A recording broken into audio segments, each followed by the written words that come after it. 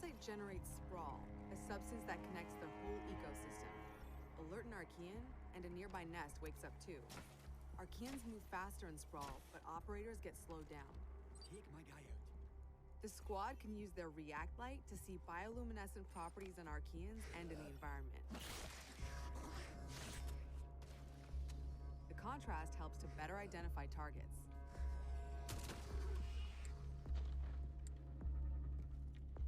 Nest mapping complete. A scientist just gave me the thumbs up. Good job. Identifying Archean variants helps the team determine the best approach to take them out. Scan grenade. Going out. Spotted a rooter. It can immobilize anyone in front of it, so Sledge will swing around back.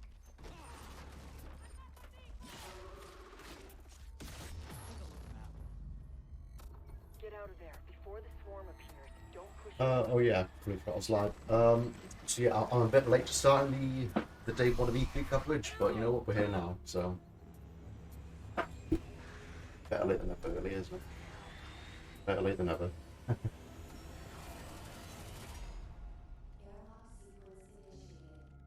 That was close. Here, the team can regroup and resupply. Airlock doors will open onto the next subzone, which will be tougher than the first. We need tissue samples from those Archies, and we need them gone. Use your React blade. I gotta say, this does look fucking cool though. Because I mean, I haven't played Siege in ages, but this does look sick.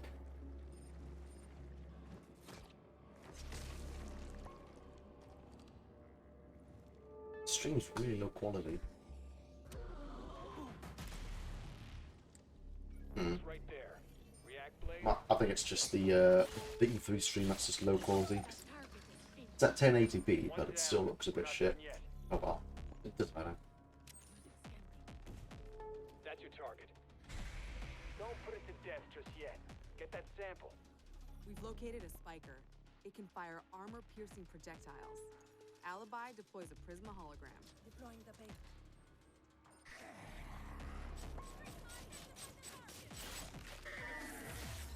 End of the line. The squad can use React Tech to go further in incursions.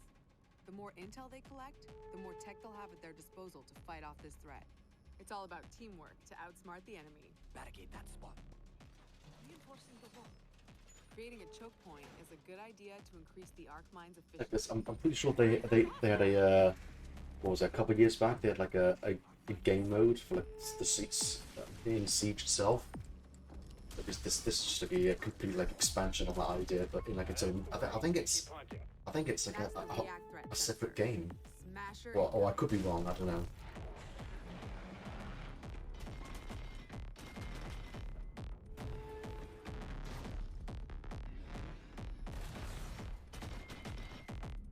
Because it could be its own separate game, or it could be an expansion for the main Siege game itself. For the Archies to follow. Another objective completed. The squad can either exfil at the extraction point to bring home the latest intel, or move to the next airlock. The third subzone will be the most challenging yet, a true test of both tactical team strategy and operator reflexes. Some Archeans are responding to an elite as if they're communicating. No way we'd let them mobilize against us. Hunt them down until the elite comes out of hiding. Ooh, Lurker. Oh, they're active camo. Sick. I'm a bit terrifying.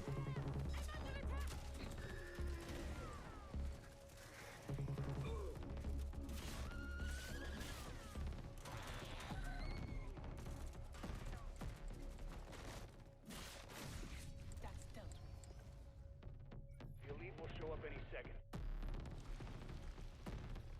Enemy located! Oh, that's it, wasn't it? I missed what that said. What was that? Terminator? What? Okay, so Terminator for a second there. Eyes on hostile! Or something similar to that. Operator down!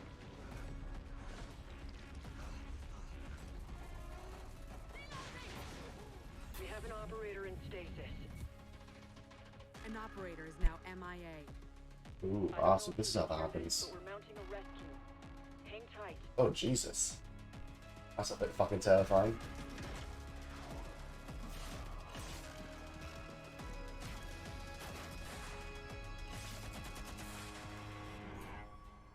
You heard it. A rescue mission is underway. React still needs you.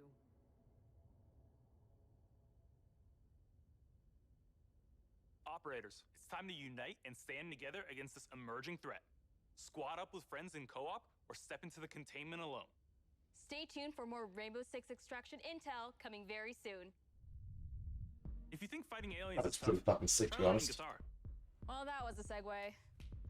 Oh, what's 10 next, years ago, then? Rocksmith redefined music learning by introducing the first console game that taught millions how to play guitar. Whether you're already an expert or just starting out, Rocksmith has an approach that's for everyone. A fun What's and this? interactive Oh, way wait, to learn Rocksmith. guitar, playing your favorite songs. Oh, it's a And in guitar the game. decade Okay, I since see. its release, our community and its impact have only amplified. This year, let's turn it up to 11 Ah, and see what's yeah, I next see. for Rocksmith. Oh. Locksmith. So it's just a guitar game, is it? Yeah, it's just a guitar game. Alright. Well, that's not really much my interest really, but actually, I'm gonna quickly put that down a little bit. I mean, it's just music really. There's not much going on. Fucking. What else Ubisoft got? I mean, again, I don't know how much I've missed. I don't think I've missed much. Because they're normally when they show a game on here, they've got a trailer out for it right away. So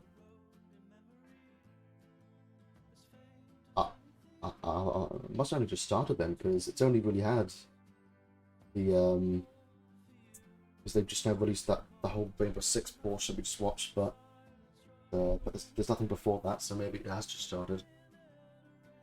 Oh well.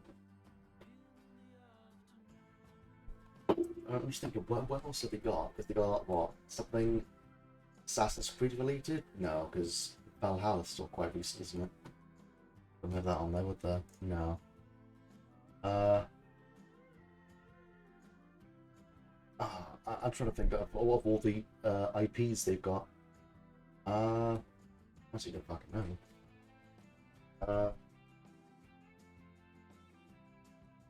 They got the Division? Do they do the Division? Is that you? Yeah, that's a Ubisoft game. Or they go like announced Division 3. Fucking hope not. I think actually no wait. I think they're still doing it. Or nah. Okay, never mind. I was thinking, are they still doing stuff for Division 2? But maybe I'm mistaken.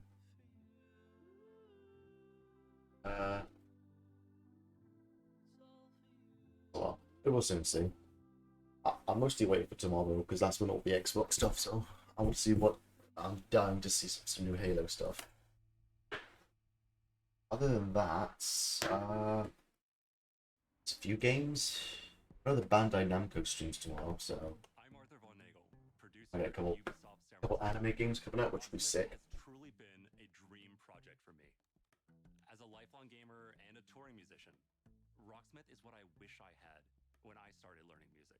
What's it? That's Okay. why I'm thrilled to share the next evolution of music learning, Rocksmith Plus, a new interactive What? music learning subscription Rocksmith service Plus. Okay, what's available this? this year. Learn how to play guitar and bass by playing along to master recordings of your favorite songs. Connect your instrument to your PC, console, or mobile device and get real. That's how that works. Okay.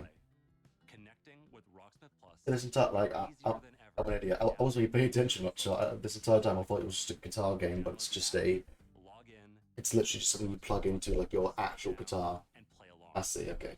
Now acoustic players and electric players with amps can use Rocksmith Plus with no extra gear needed. It's a game changer. That's kind of cool. And we're excited to reveal Rocksmith Plus will have a huge amount of songs at launch.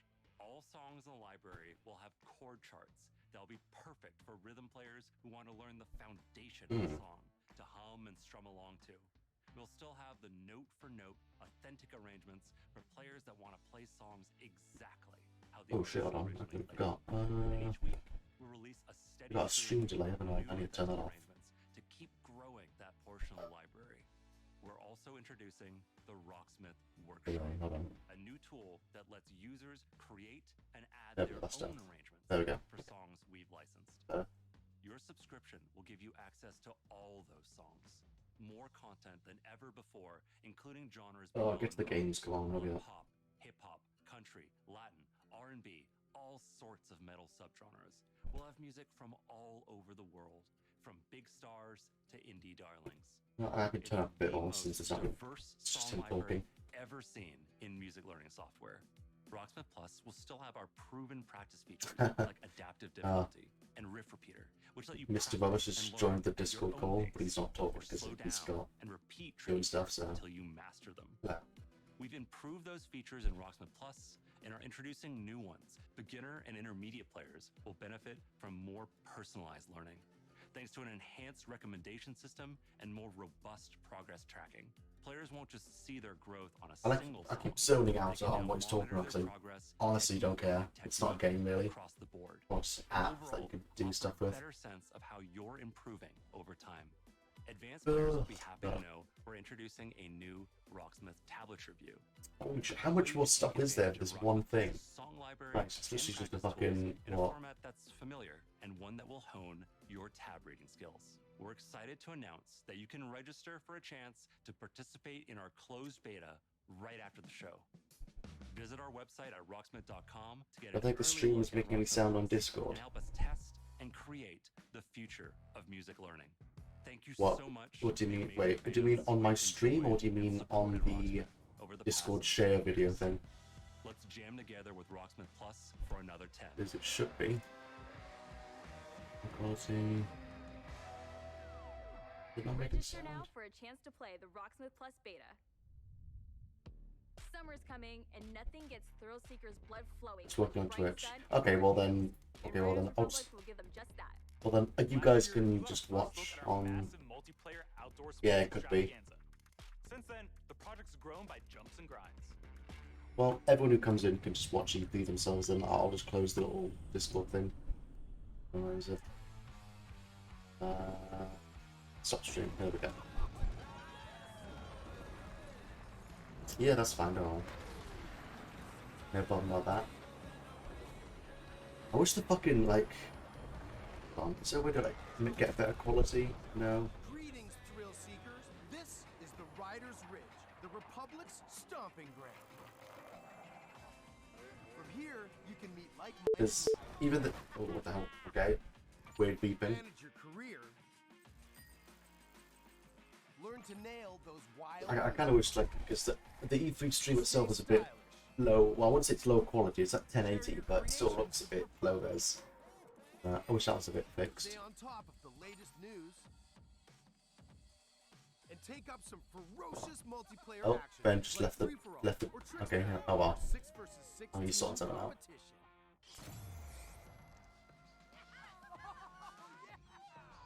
What's this? Is it a skating game or what is this? So, here's how it works. No, it's Performing big tricks on the modules will turn them from red to blue. Snowboarding? Every trick that you stomp will contribute to your team's overall score. Still with me? Okay. Ah, When okay. your team has turned all the modules blue, you capture that district, which will help multiply your score into the big time. Oh, I see. So it's like okay, so it's a team beat team. It's a PvP game, but instead of like fighting, it's just you gotta try and get like best. So, Oh, be the boss of your own career. yeah. Okay. The world's most I see, famous I see you. competitions are waiting for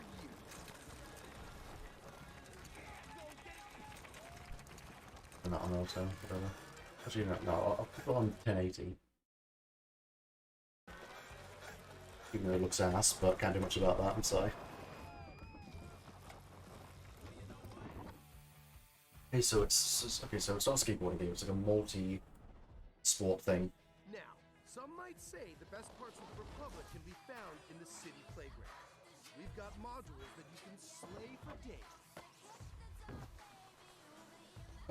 Wait, so it's not a team game, is it? Is it like an open world then, with like PvP elements in it? Maybe you're all about living on the edge. Oh, it's fucking wingsuits though. Oh, that's sick. Way, to progress, you gotta earn those stars. Having the right rig is important too. Oh, that's dope. We've all got our preferences. What the? Has he got a... That is one hell of a weird bike. Oh, he's got like a wheelbarrow strapped to it.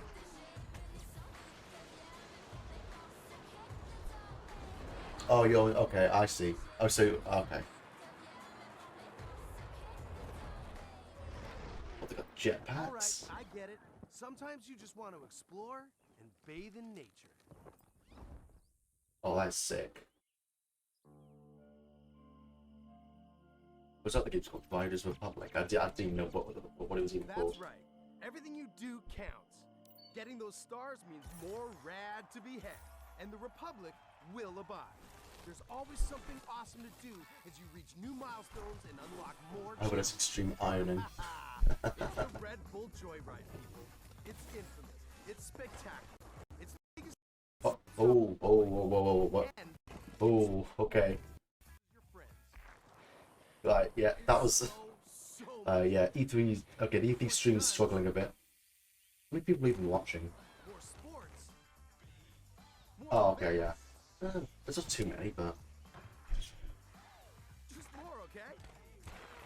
And the natural Yeah, the colourful signal bar. playground for you and your Gotta friends love it. to enjoy any way that you want. When we say fun with everyone, we mean it. Look at all these riders.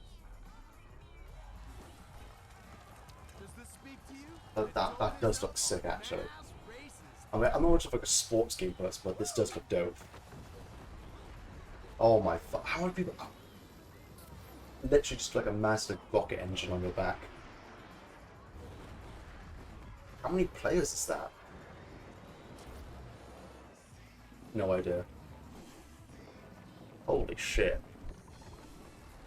Now this, ooh, this does look actually no, this does look fun.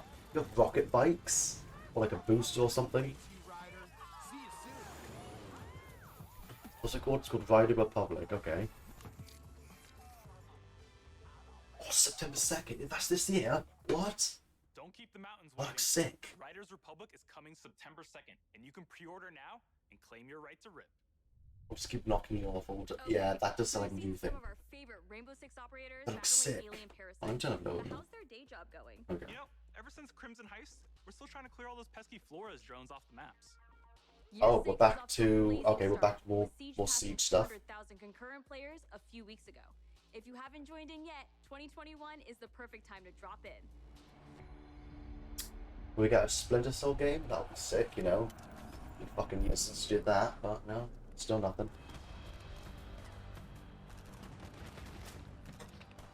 Actually, no, wait. I'm pretty sure there's it's on Netflix or something. There's like a Splinter Cell like animated series coming out.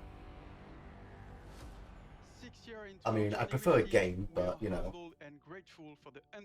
I'll take something Splinter Cell related at this point. So today is all about sharing quality of life developments that will dramatically improve player experience. But that's a thick Russian accent, not French accent. So. Finding ways to improve your ability to play with your friends and meet new players. On June 30th, we are unifying our PC and cloud-based platforms with crossplay and cross-progression. Rainbow 7. Oh, I see what you did there. Okay. Oh, who the fuck uses like Stadia, honestly?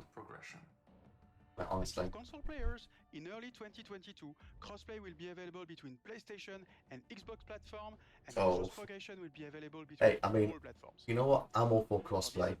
We needed a bit more time. But that's just gonna start bringing out some like Xbox and PlayStation players fighting in like in the game chat now. Allow you to play with your friends across different platforms. Home cheats on stage? Yeah, Revolutionary, right? Progression will now follow you anytime and I thought it was already on Stadia, but I was We know wrong. crossplay is a feature a lot of you has been anticipating, and we are thrilled to see the enthusiasm its announcement has inspired. From your amazing fan art to the awesome cosplays, the Rainbow Six community is the lifeblood that keeps this game moving forward. We cannot thank you enough for your support. It is because of you that Siege keeps evolving and growing. To wrap up, here's a brand new animated trailer starring Thunderbird, the new Defender joining Team Rainbow. Thunderbird?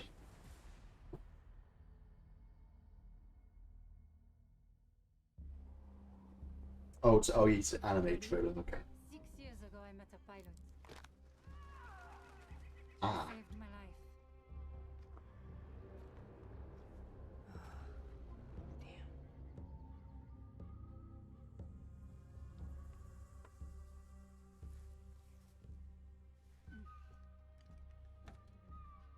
That symbol, what does it mean? This jacket was my father's. Dagu Wankan, Wichachpi. The creator's star has many meanings. Love, wisdom, bravery. Suits you. Listen, I need to get this bird in the air. You try to get some rest. You're the boss.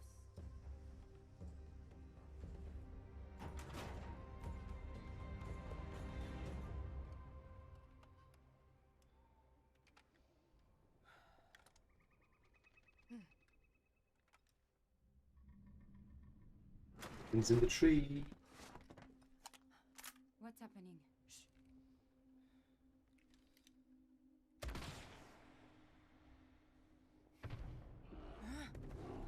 Oh no, it's a fucking bear. Oh Jesus Christ.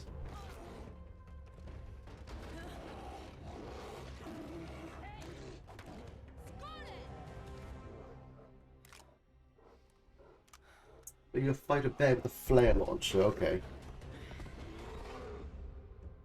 Wait, that's it? Apex the anime, fuck off. Why don't you ask her yourself?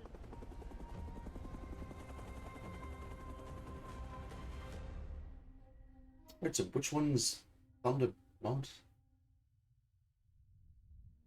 New projects aren't the only things to be excited about. I'm confused which one the actual okay, Take a look okay, at the you know. incredible updates coming to our live games in 2021. Okay, new operator.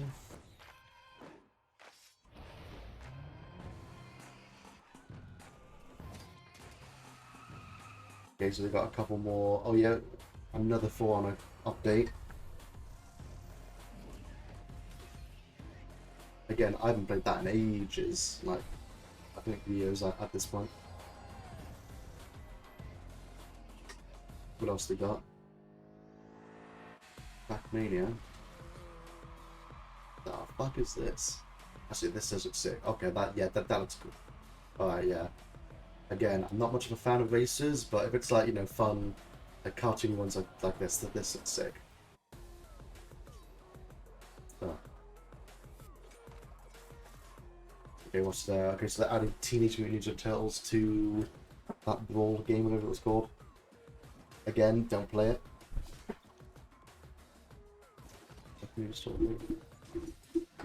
Well, I mean, I've never heard of Traffic Mix. Oh. Another update for the Crew too. I could have sworn that came out ages ago, but maybe I just haven't kept up with. Well, I haven't kept up with a lot of these games anyway.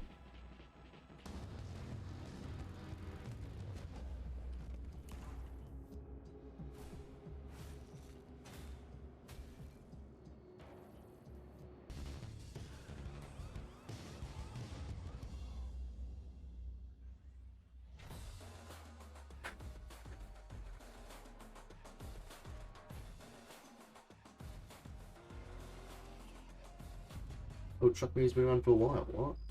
Oh shit. From the release of the Ghost experience to the latest teammate update, Ghost Recon Breakpoint keeps evolving thanks to your feedback. But that's not all. As 2021 marks the 20th anniversary of the Ghost Recon franchise, we are happy to announce that there are still many more surprises to come. Stay Again, tuned. I think I only played like a bit of the first. No, not first Ghost Recon. The Ghost Recon, what was it? Not Breaking Point. Wildlands, that was always it. been about connecting with friends and family. When you're in good company, there are no bad dancers. Remember when Ghost Recon used to be like a, you know, back in the day, it was like, you know, like a proper like squad tactical shooter. Now it's like less about that, more just about, I don't know. Is it fucking Just Dance? Yeah, okay. Just Dance 2022. Haha. What is this? Okay, now I'm just taking it down. My name is Todd Recall, and I'm a singer, dancer, actor, director, and Cool. choreographer. Cool. Yeah, turn him down because I don't care. Ugh, I'm hoping there's a fucking, you know, good next, because a lot of this so far has been not really my sort of thing. The fuck am I watching? You got Trackmania 2? Ah. Oh, the Trackmania they showed is a it's a reboot. Okay. Oh, okay, I see. I thought it was a game that I thought it was a game that was been out for a while. I just didn't know. Okay. The sequel came out in 2011. I have the Trackmania 2. Ah, okay.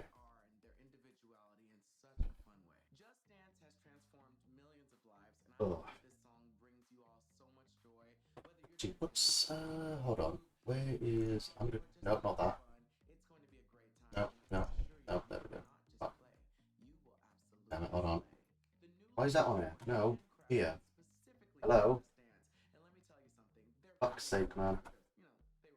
Why is this? Where's the fucking thing? Where's the stream? There it is. Christ. I like tab out and I can't find what I'm clicking on. Ugh. Yeah, I'm not putting loot on. I've closed everything, don't I?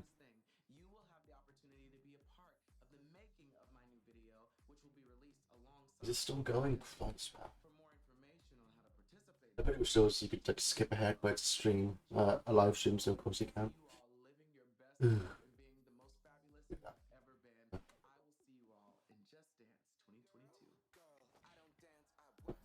Okay, I'll use my phone just so I don't have to tab out again. So I want to see what's the schedule for E3. Is it over? Right, I'll turn this back up. There we go. Okay. It's still going? Christ. Fucking hell, yeah. There we go. Okay, thank you. It's time to get our Viking on. Oh. It was a big year for the new chief of the Raven clan. Oh, Assassin's Creed, okay. Eivor is far from over.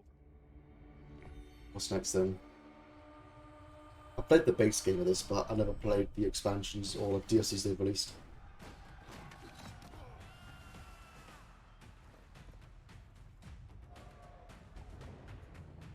Yeah, what's the E3 schedule looking like? In November 2020, we released Assassin's Creed Valhalla. To our delight, it was Assassin's the Creed biggest launch Wales. for any Assassin's I Creed mean, game I'm pretty sure like a bit of Wales was in like the base game, so. Becoming Eivor, a Viking leader going on a quest to fight for a new home, is an Schedule. adventure that resonated closely with many of you.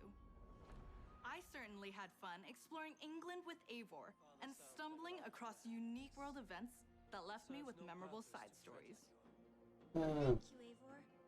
I guess you can call them memorable, I guess. You dedicated yourselves to the Viking lifestyle. You've led more than 300 million raids in total. Fucking hell. And built more than 100 million buildings in your settlements. Congrats. Pretty powerful. Eivor still has a long journey ahead, and we've been continuing to offer free updates for all players to enjoy post-launch. These updates include time-limited festivals, new quests, and even whole new game modes, such as the River Raids update and the Mastery Challenge. Are they gonna add, you know, like We add in community-requested proper tweaks and Assassin's features Creed too. stuff? Because For instance, we'll be adding one-handed swords in the coming weeks. The I mean, team is well, also those are working hard at tackling issues and improving the game experience for everyone. like the past few games haven't felt very Assassin's Creed because you know there's a this game had a bit of that with like a couple of assassins and stuff, but you know I miss playing as an assassin himself, like themselves, not just someone who's like you know sort of like working with them. Give me Assassin's game like the old ones. Come on, that's what I want. Druids released a few weeks ago, allowing players to explore Ireland and battle a mysterious cult, the Children I see. of Danube. I haven't played Valhalla, assumed it was Nordics. Yeah, it's just like you know Vikings and stuff in England and that. Upcoming expansion, you'll get to relive the Siege of Paris. Oh. This is the most ambitious battle in Viking history, taking place in war-torn Francia. You know, You'll have this is to do interesting. everything in your power to uncover enemy secrets and form strategic alliances in order to safeguard your clan's future. What is that fucking hairstyle? Oh my Players may be god. excited to learn that black box infiltration missions are returning. This What? means you're given a goal for a mission, but how you'll achieve it is up to you. Black box. I don't even know what the hell. Expect Okay. new abilities, Oh, that's okay. weapons, gear, and of course, new enemies. Watch out for the Siege of Paris coming this summer. Gonna be assassins in it. Assassin's Creed has It's not that so long focused disappointing. on the exploration of history, and we are happy to announce that the new Discovery Tour will be released. Oh this yeah, fall. they did this with It will be free the to last all two on games. Assassin's Creed Valhalla. Explore the world and take a deeper dive into the history of the Viking Age. The team has crafted a new experience where you'll get to play as people during the time of Vikings and follow them in their endeavors, big and small, Riveting. while collecting exclusive Nah, I'm rewards. joking. It's kind of cool if you want to know more about the history, I guess. Whether you're an Assassin's Creed fan with a heart for history or a student looking to supplement your knowledge, the Discovery Tour Viking Age will have you covered. Yeah, it does seem kind of cool Assassin's actually. Creed You know, Valhalla doesn't stop I like here. history. For the first time on an Assassin's Creed title, Oh. we'll be supporting the game well into its second year. Oh. Well, this year will be a very active year for the game. Just We're fucking already right. working Oh. on more Okay.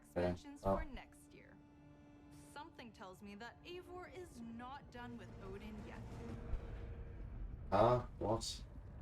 Well.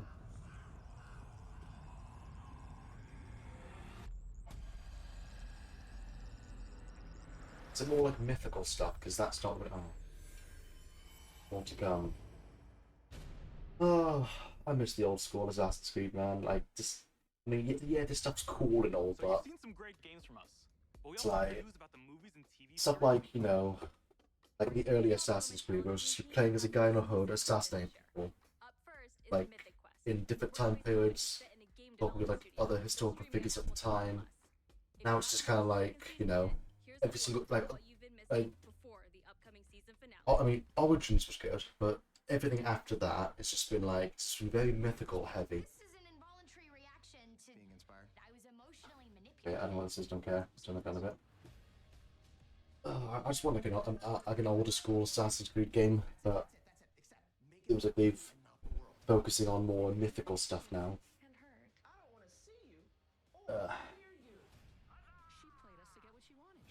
Voice all trains go through it when we need them. To the border of Norfolk. Oh, okay. Oh, that's kind of cool then. For our feature-length movie, Werewolves Within. It's a whodunit with teeth that'll be coming to theaters. What? A movie? What? July 2nd. Oh, this was a gaming thing, not a fucking movie. Cool. I honestly couldn't care. I'm sorry. I'm turning that down. There's subtitles, so you guys can fucking read it if you want. I don't care.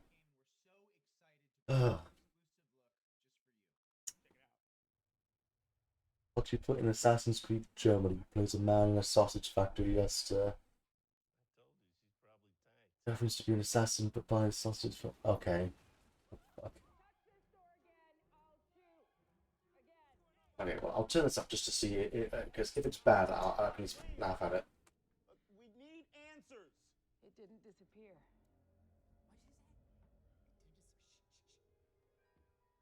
What? It's not Emerson Flint. It's one of you. Oh. Okay, well, look, we don't understand. Could you please come out? I'm afraid I can't do that, Ranger Wheeler. You could be one of them. One of what?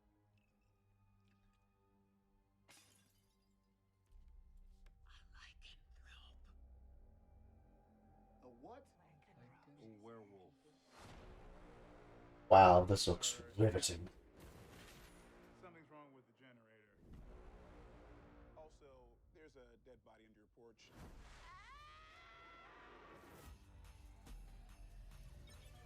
What? Based on the popular video game you've never heard of? What? I'm gonna go get a croissant. Out of curiosity, who is packing? We having a good old-fashioned sleepover. With guns, though. With guns, yes. The fuck am I watching? Everybody's going, how the heck?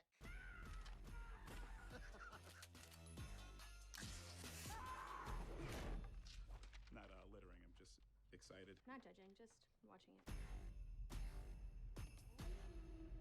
Oh well, oh well, yeah. I'm that looks definitely like I'm gonna get a Apple TV Plus. And be sure to catch Werewolves Within this summer. No. Theaters or on your on-demand Ah, platform. well, I'll pass.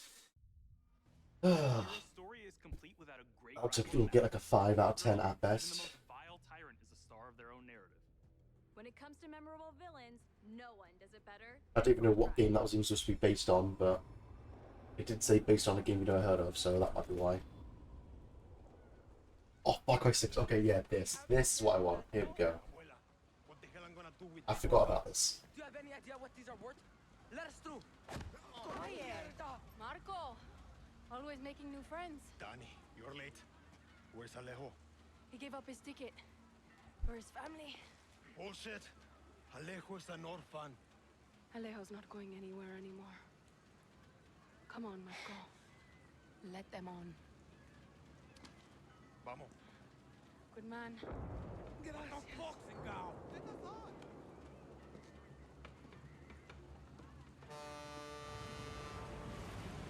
Now this is stuff I'd like to see.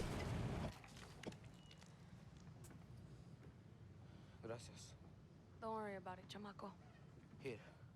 That's all I've got. This isn't right, Danny. We should be fighting, not running to the Yankees.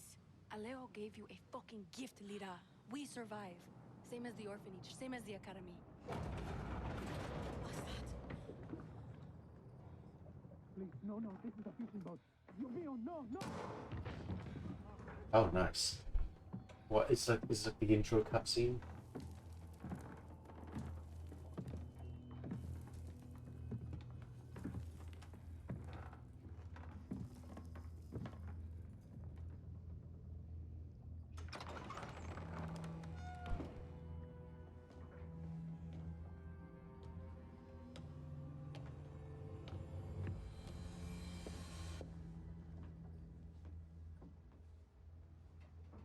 Before he was El Presidente, mi papa loved to fish. We would go out on a boat, just like this, and we would catch the fish and then release them. He would say, it's not always about your stomach, mijo. It's about the challenge. Except when he caught a big, fat, juicy marlin, he was too proud to let that fish go. See, Tirano! You have poison, Yara! You have poison your sword! Oh, nice. I've caught a very big fish today. Haven't I, Diego? Diego! No way. I have caught you, mijo. Now it's time to bring you home. I don't want this anymore, Papa. We have no choice. Let them go. They can work. Make Viviro. Truth or lies? Truth. They could be good workers. They could help rebuild paradise. But if you wanted them to live, you would have never set foot on his fucking boat. 13 years old. And Diego has such compassion for his people. These fish, we will catch and release.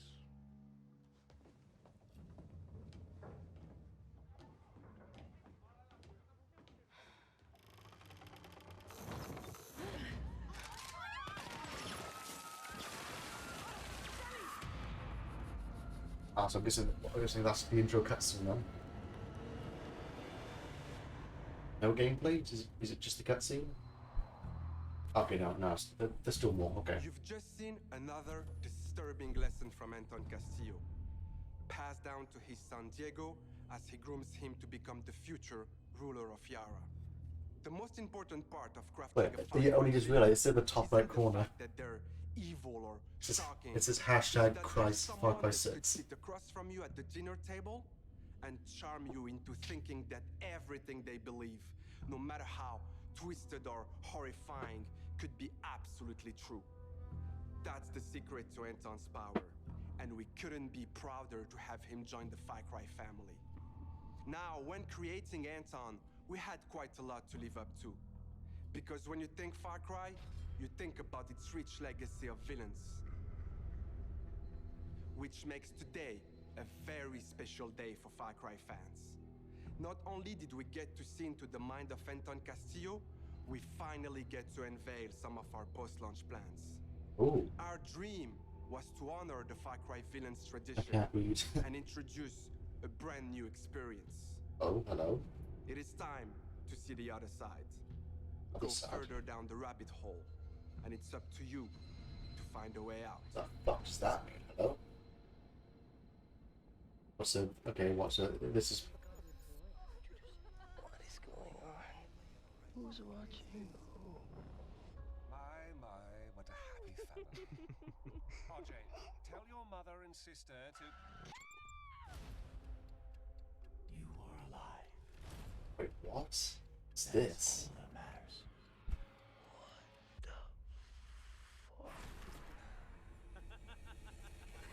Peekaboo, motherfucker. What? Fuck am I? What? Were you to play as the villains? I too am a king who isn't afraid to slaughter to get what he wants. That's Far Cry. Is this a test? A dream? An opportunity? Then I will not waste it. What the...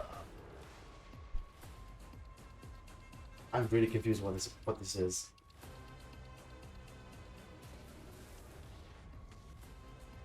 You are beyond salvation. Jesus Christ. Did I ever tell you the definition of insanity?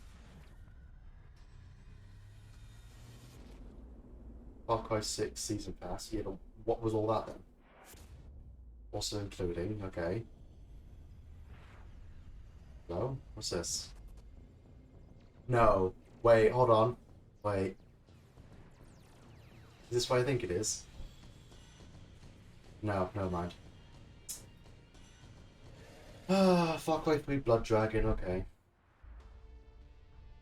Okay, well, that's all DLC, but I'm interested We're about so what's excited for you all to check out this next game. you can play as the other previous Far Cry villains. This should be like worlds, looks like. It's kind of sick, actually. What's this? Oh, space, okay. Good start so far. Nope, never mind. No, I'm joking.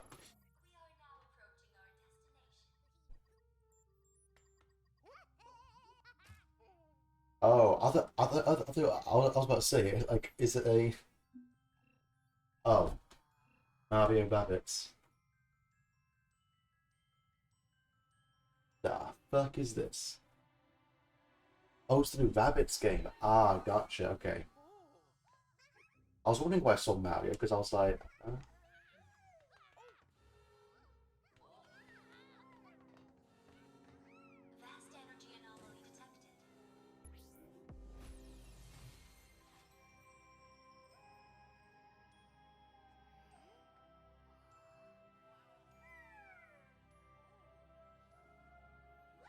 I don't think I've ever played a Rabbids game, but cool, cool.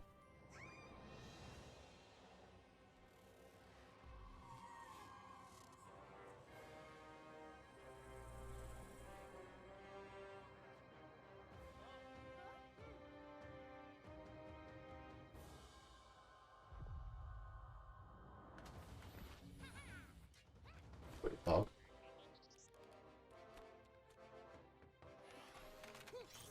Again, not really my kind of thing, but you know what? I won't say it's shit. Well, I haven't seen what any gameplay yet, so.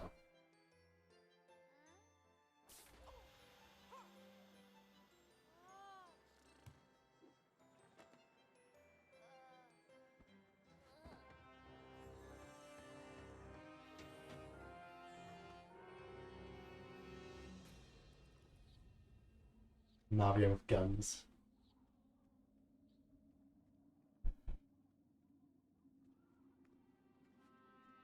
Was it? Is it a co-op game? Is it single player? Oh.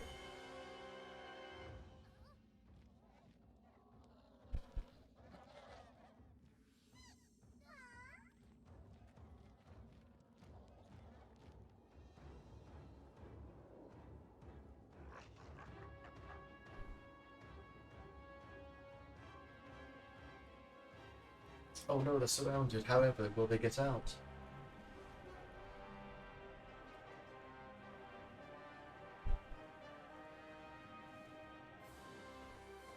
The last Mario Rabbids game was the XCOM style thing. Ah, that sounds cool. Oh, I think, okay. Mario plus Rabbids Spark of Hope, okay.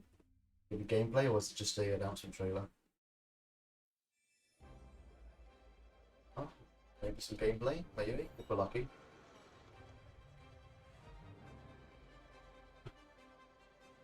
The whole team is super proud of this new game, and I can't wait for you to experience it. It's fair to say that we did something quite surprising with the concept of Mario plus Rabbids Kingdom Battle. And for this project, we didn't want to stop there. Hi everyone, Mario and the Rabbids What is that? are back. And I'm so excited to be back as well today to unveil our new project, Mario plus Rabbids Sparks of Hope. Rabbids. Into this unique Oh, crossover got a little nice with even French bigger accent. ambition, expanding our universe on a major scale. This time it's not just the Mushroom Kingdom, there is an entire galaxy to save. To do so, you will lead a brave yet reckless team of unique heroes, including some fresh faces like Rabbids Rosalina and other surprises. On their quest to repel evil across the galaxy, their spaceship will bring them from planet to planet. They will be facing a powerful villain, Cursa, an enemy unlike anything our heroes encountered before. Okay. But they won't be alone. By their side, they will have their new allies, the Sparks. These surprising creatures, born from the merge of Rabbids and Lumas, will lend their wild powers to our heroes. Their natures and origin are at the core of our story. But let's keep some surprises for later. Gameplay? After See, the get an tremendous idea what the success game of is. Mario plus Rabbids Kingdom Battle, the entire team was moved by the amazing reception from players across the world. We were stunned by the love we felt for this unexpected team-up. We know we've been off the radar for a while now, as we wanted to take the time needed to bring this crossover to the next level. It's not just a new story with new enemies, new heroes. Mario plus Rabbids Sparks of Hope has big ambitions. It introduces new action elements into the mix that will push the boundaries of tactical games even further. That being said, we also wish to offer an easy-to-play experience for all players, yet hard to master for those of you that are willing to take the challenge. And you will be able to experience this cosmic adventure exclusively on the Nintendo Switch. We can't wait to tell you more about Oh, the game it's a soon. Switch game, okay. There is an Understandable. entire galaxy to save, and we cannot wait for you to experience it. Gameplay still free on the mother. Oh, here we go, okay. Ah, okay. What, is it like an open world thing then, or? Huh.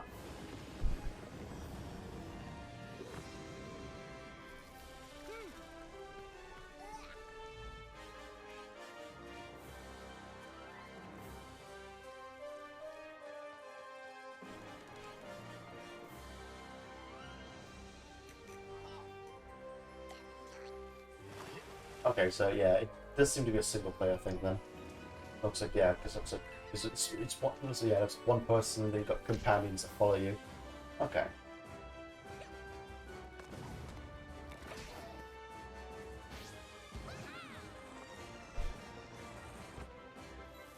What's the gameplay like then? Is it like an XCOM style of thing?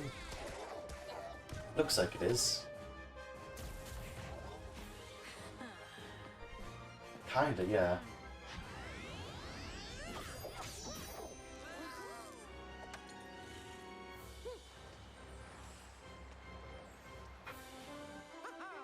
Yeah, it does. It does look like. Yeah, it just looks. Yeah. It does look very XCOM-y. Or like that sort of style of gameplay. Okay, well. Not my cup of tea then, but, you know, more power to people who like that sort of thing. Oh, it comes up next year. Okay, fair enough. So Fair we're enough. not done yet. Let's check in with our CEO, Yves Guillemot. Yves Guillemot.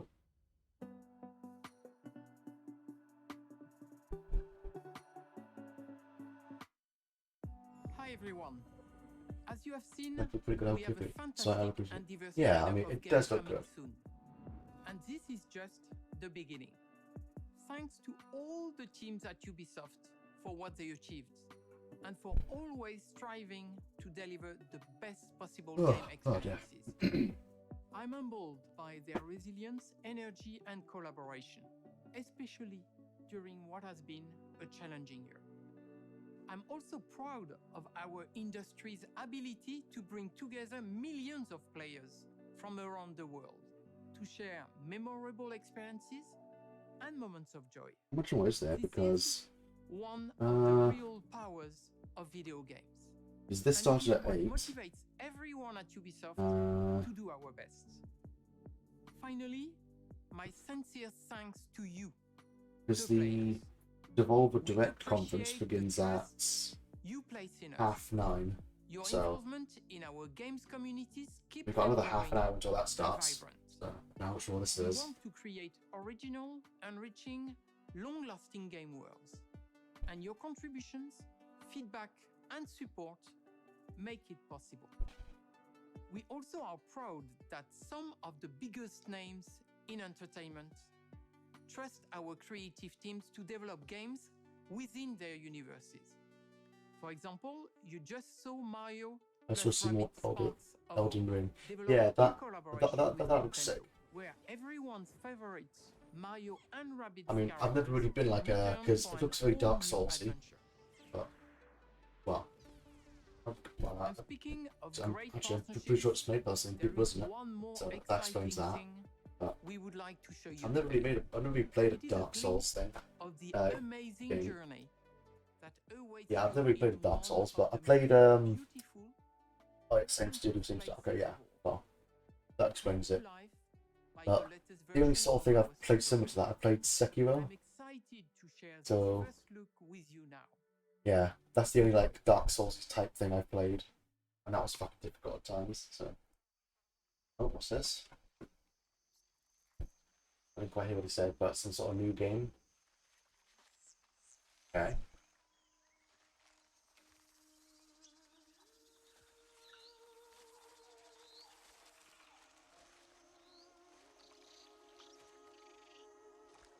What's this? Oh. Oh my. Is it an Avatar game? Holy shit. It's a fucking Avatar game.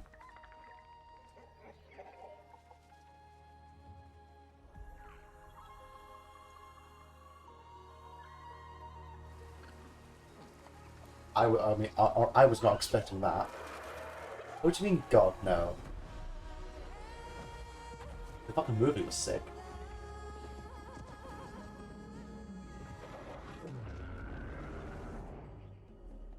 Oh, if it's like open world, that'd be dope.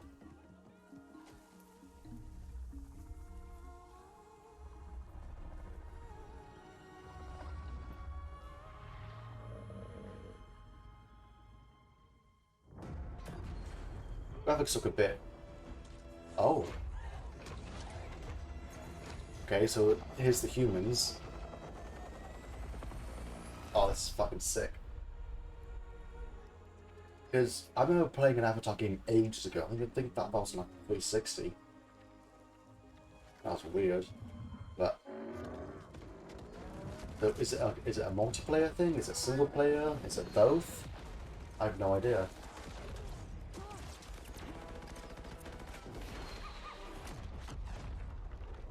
Avatar was a bad movie. Well, hey, I liked it.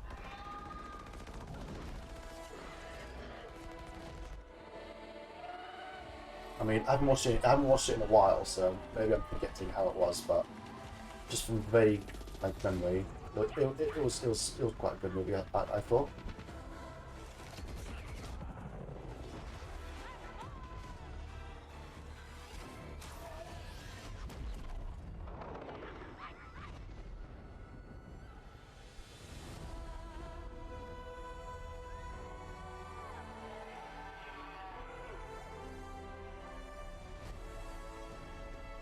Avatar Frontiers of Pandora. Ooh. Come out next year. I'd say, okay, nice. Well, I think that was the last thing. Looks like it. Yeah, just do like a recap thing. You and I are gonna tear shit up! Begin the replay! Okay. I think that's the end of it. I'll just turn that down a bit. Yeah, what was the next conference? Hold on. Was it the Devolver? Yeah, Devolver Direct Conference starting at 9:30. So got a little bit of time.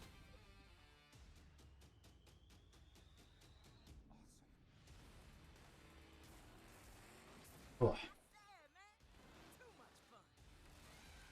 That pretends to fit in with some natives to gain access to the land, steal those source recognition. Tell me which. Oh, I forgot to add. Force of Love Leaving. Okay, well, I mean.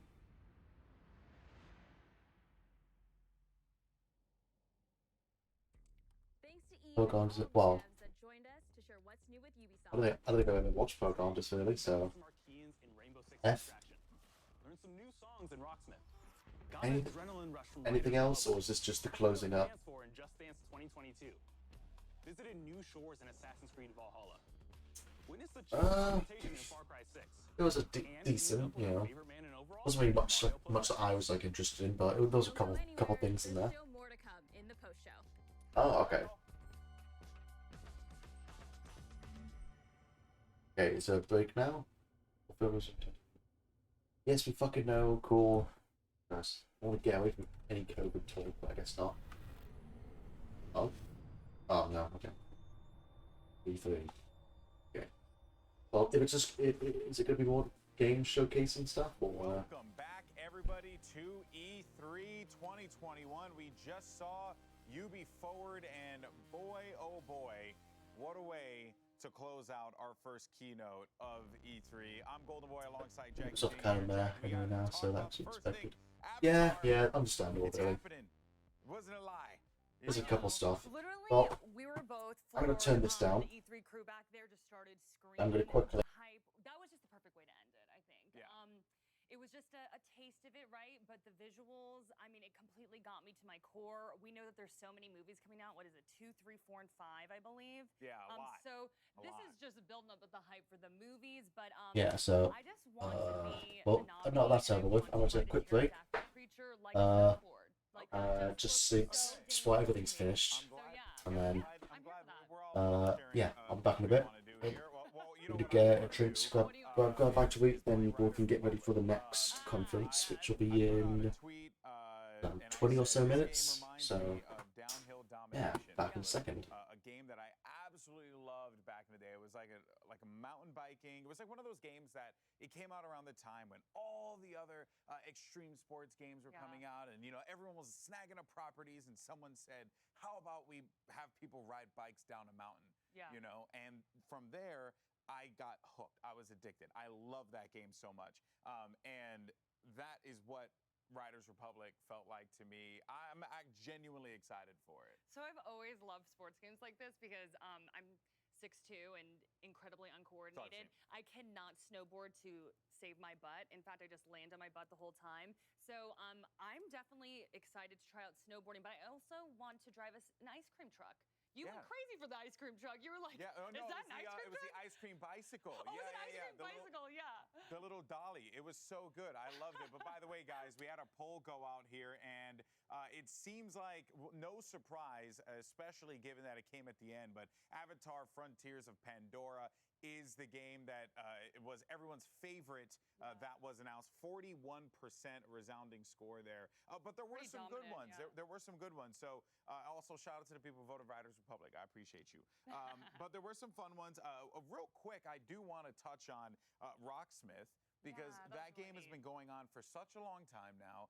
But I was explaining it before, and me and Avali, we were like chatting about it. And it's like, it's one of those things that it's not just a game, it's an experience about learning how to try something new, how to play guitar, whether you're a beginner, intermediate, advanced. You can gamify it, or you can just learn all together. It's a really cool idea, and I'm glad that Ubisoft continues to support it. Yeah, I think for me, I would not be able to invest the time, invest the money into playing the guitar. But I thought that it was really interesting that it was in this video game format, So I was just like, like maybe this is something that I could mess with, you know? Yeah, and then obviously Rainbow Six Extraction. We don't have a lot of time. Talk about Rainbow Six Extraction. Talk about Extraction. Oh my God. Looks so good. We're going to have the panel talking about it as well, I'm sure. Yes. As Rainbow Six fans, both you and I have worked Rainbow Six Esports in the past. This is an awesome thing to see, a co-op Rainbow Six game for all of us. Yeah, I think that there's so many zombie games out there, right? So you pick the one that fits you. And obviously we love Siege. So what's so great about this is that we get to play the operators that we love, use the gadgets on zombies. Like, I'm 100% here for this. Or a version of them, more like monsters, okay, well, they're right? called the Archeans, right? And it's an alien parasite. You're right. Correct me again. I'm sorry. Jackie just really likes zombies. I do. But what I'm so excited for is that we get to play our favorites, like Ash and Pulse and Nomad. Like we saw Ella as well. Like it was just so awesome to see our operators in action, and then against Archeans. Not zombies, sorry. There it is. There it is. We'll work on that one, Jackie. But yeah, we're obviously really excited. It was a great show, and obviously I'm sure everyone is going off in the chat. But for more on what we just witnessed, let's kick things over to Greg and the crew. Greg, what did you guys think of the show? What I think, Golden Boy, is that it is ridiculous that you didn't. It's an insult to the entire franchise that you didn't bring up Far Cry 6. I saved it for you. You didn't save me nothing. Cut his mic. Why is he talking right now? Damon, it's happened, right? Voss popped up. Pagan popped up. I looked over you. This face of what is going on? What is going on? I don't have the answers, Greg, but I'm excited to find out. It's part of the season pass for Far Cry 6. Some mode that's going to let us play these great villains from the Far Cry series from 3, 4, and 5. I mean, I hope there's more to it than just here's a gun, your boss, just shoot people through a short level. I hope there's a little bit more to it than that, but it's cool they've got the voice actor for Voss, Michael Mondo, back, which means that now both Michael Mondo and Giancarlo Esposito are both in Better Call Saul and Far Cry 6. That's pretty cool. Exactly, yeah. And I mean, if you wanted to go even beyond villains, even though I thought that was so cool, and what is it going to be? Are we going after, is this the afterlife of finding out what's going on? We're seeing it right here, right?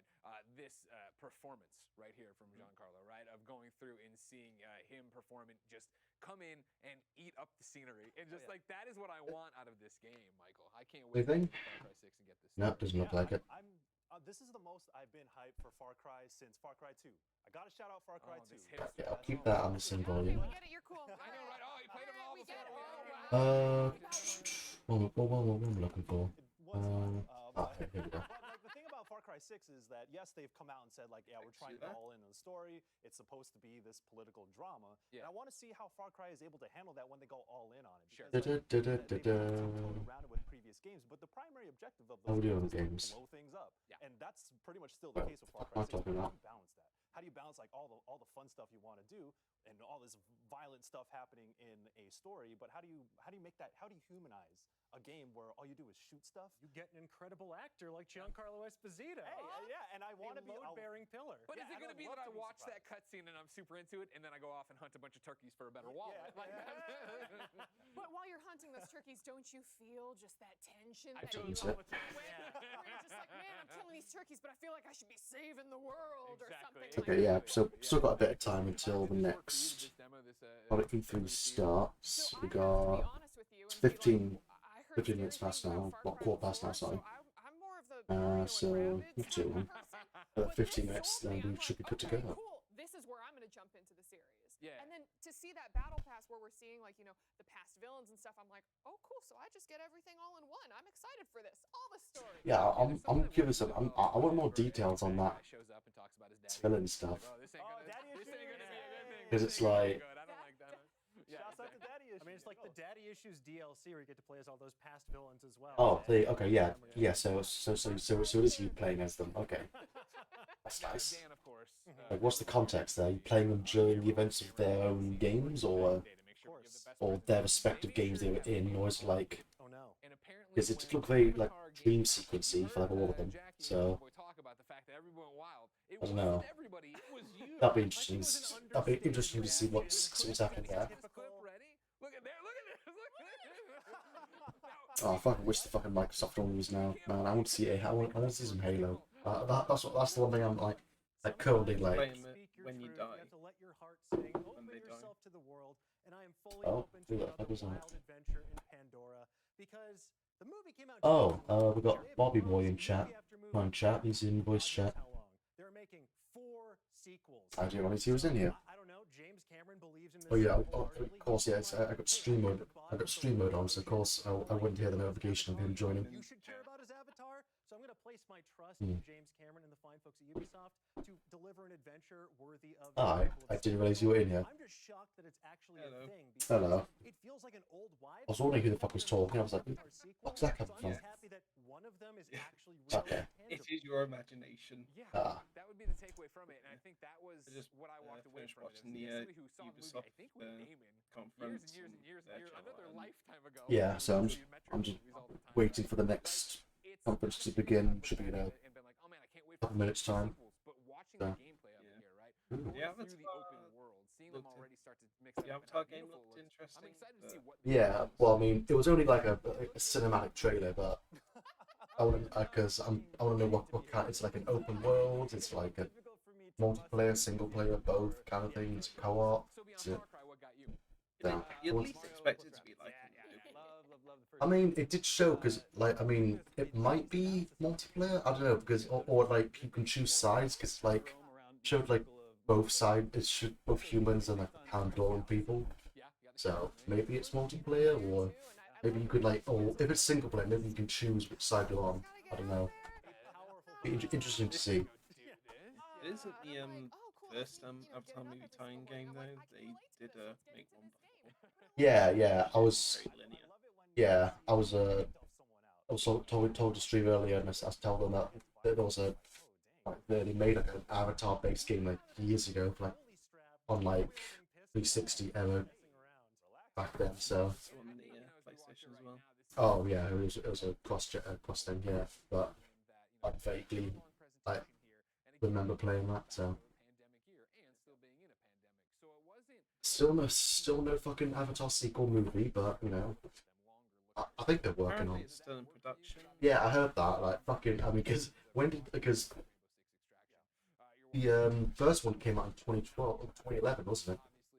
No, 2011, 2012 was it? Early 10s. That's what I remember.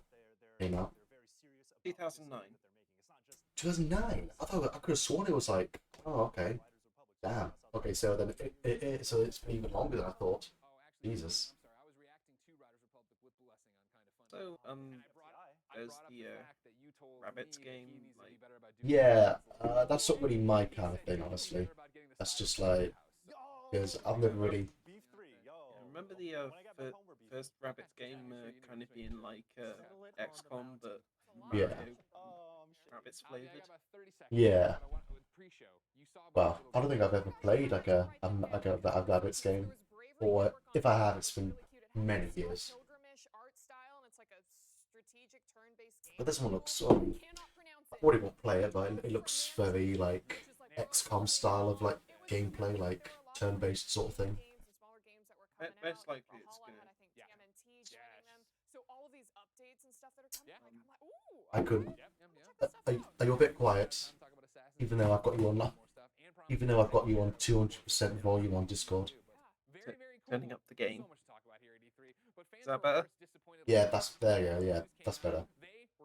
That's good. Okay, so decent volume is halfway on the game. Okay. Yeah. The developers joined forces with our partners on Reddit Yeah, for there was Q&A style AMA. Far Cry. Oh yeah, Far Cry. Decent, and yeah, and with the stuff with the previous villains, that.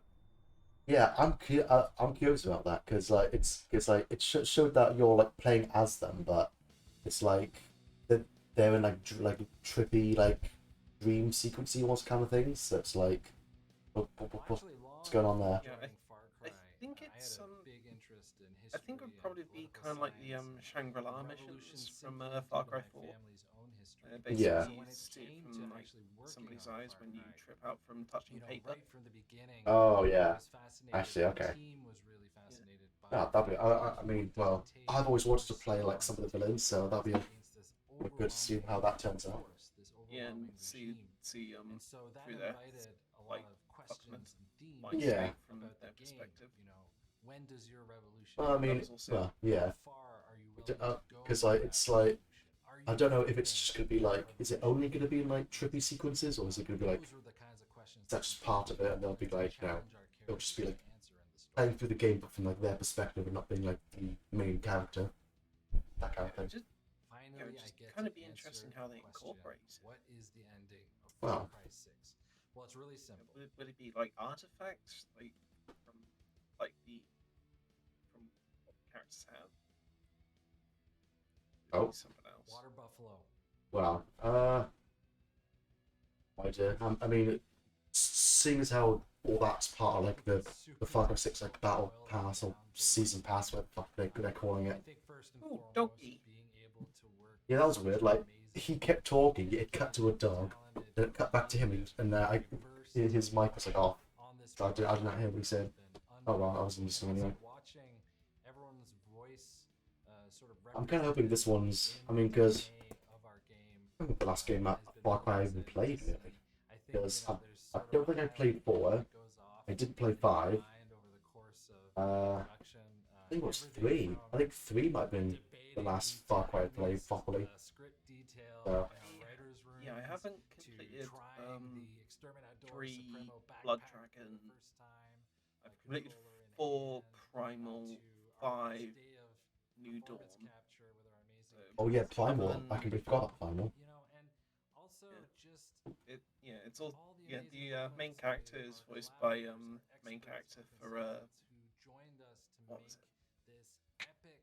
Oh, what was that? Fuck. Oh yeah, Deus Ex Human Revolution. Like play character is also voiced by Adam Jensen. So yeah, the dude who basically says, "I never asked for this." Oh, that guy, yeah. Wait, which Far Cry guy does he voice? Is it in Far Cry 3 or Primal?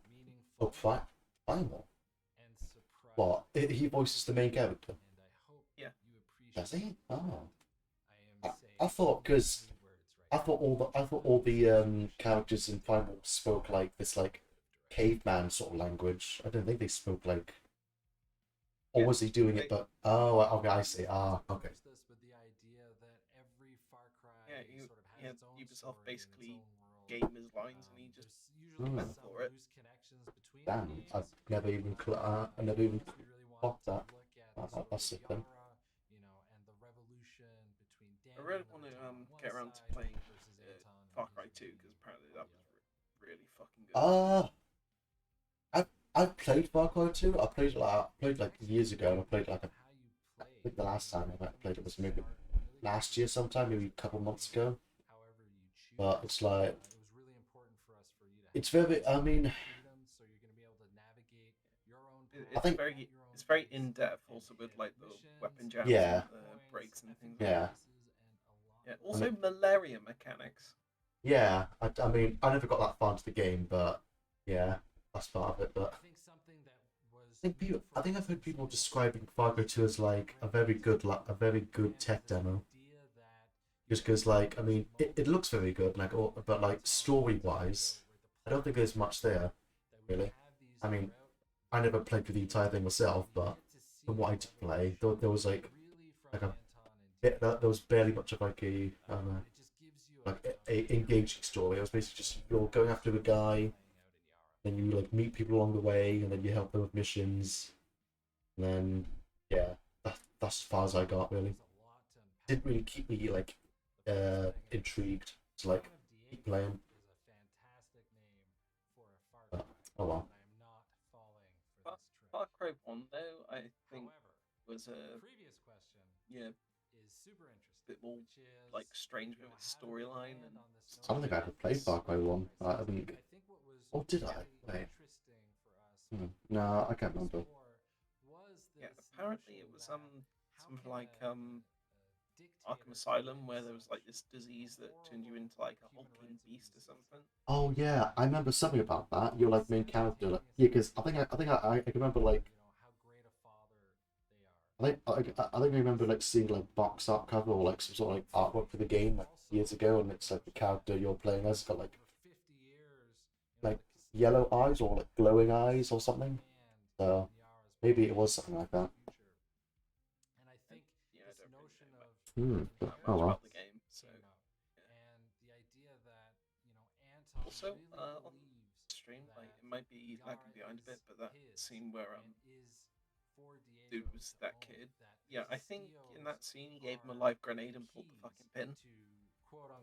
Did he? I didn't hear an explosion. I just heard like. If you pull the pin, like Yeah. that basically acts like Oh, what? safety. Yeah. It's Oh. this little handle that flicks off.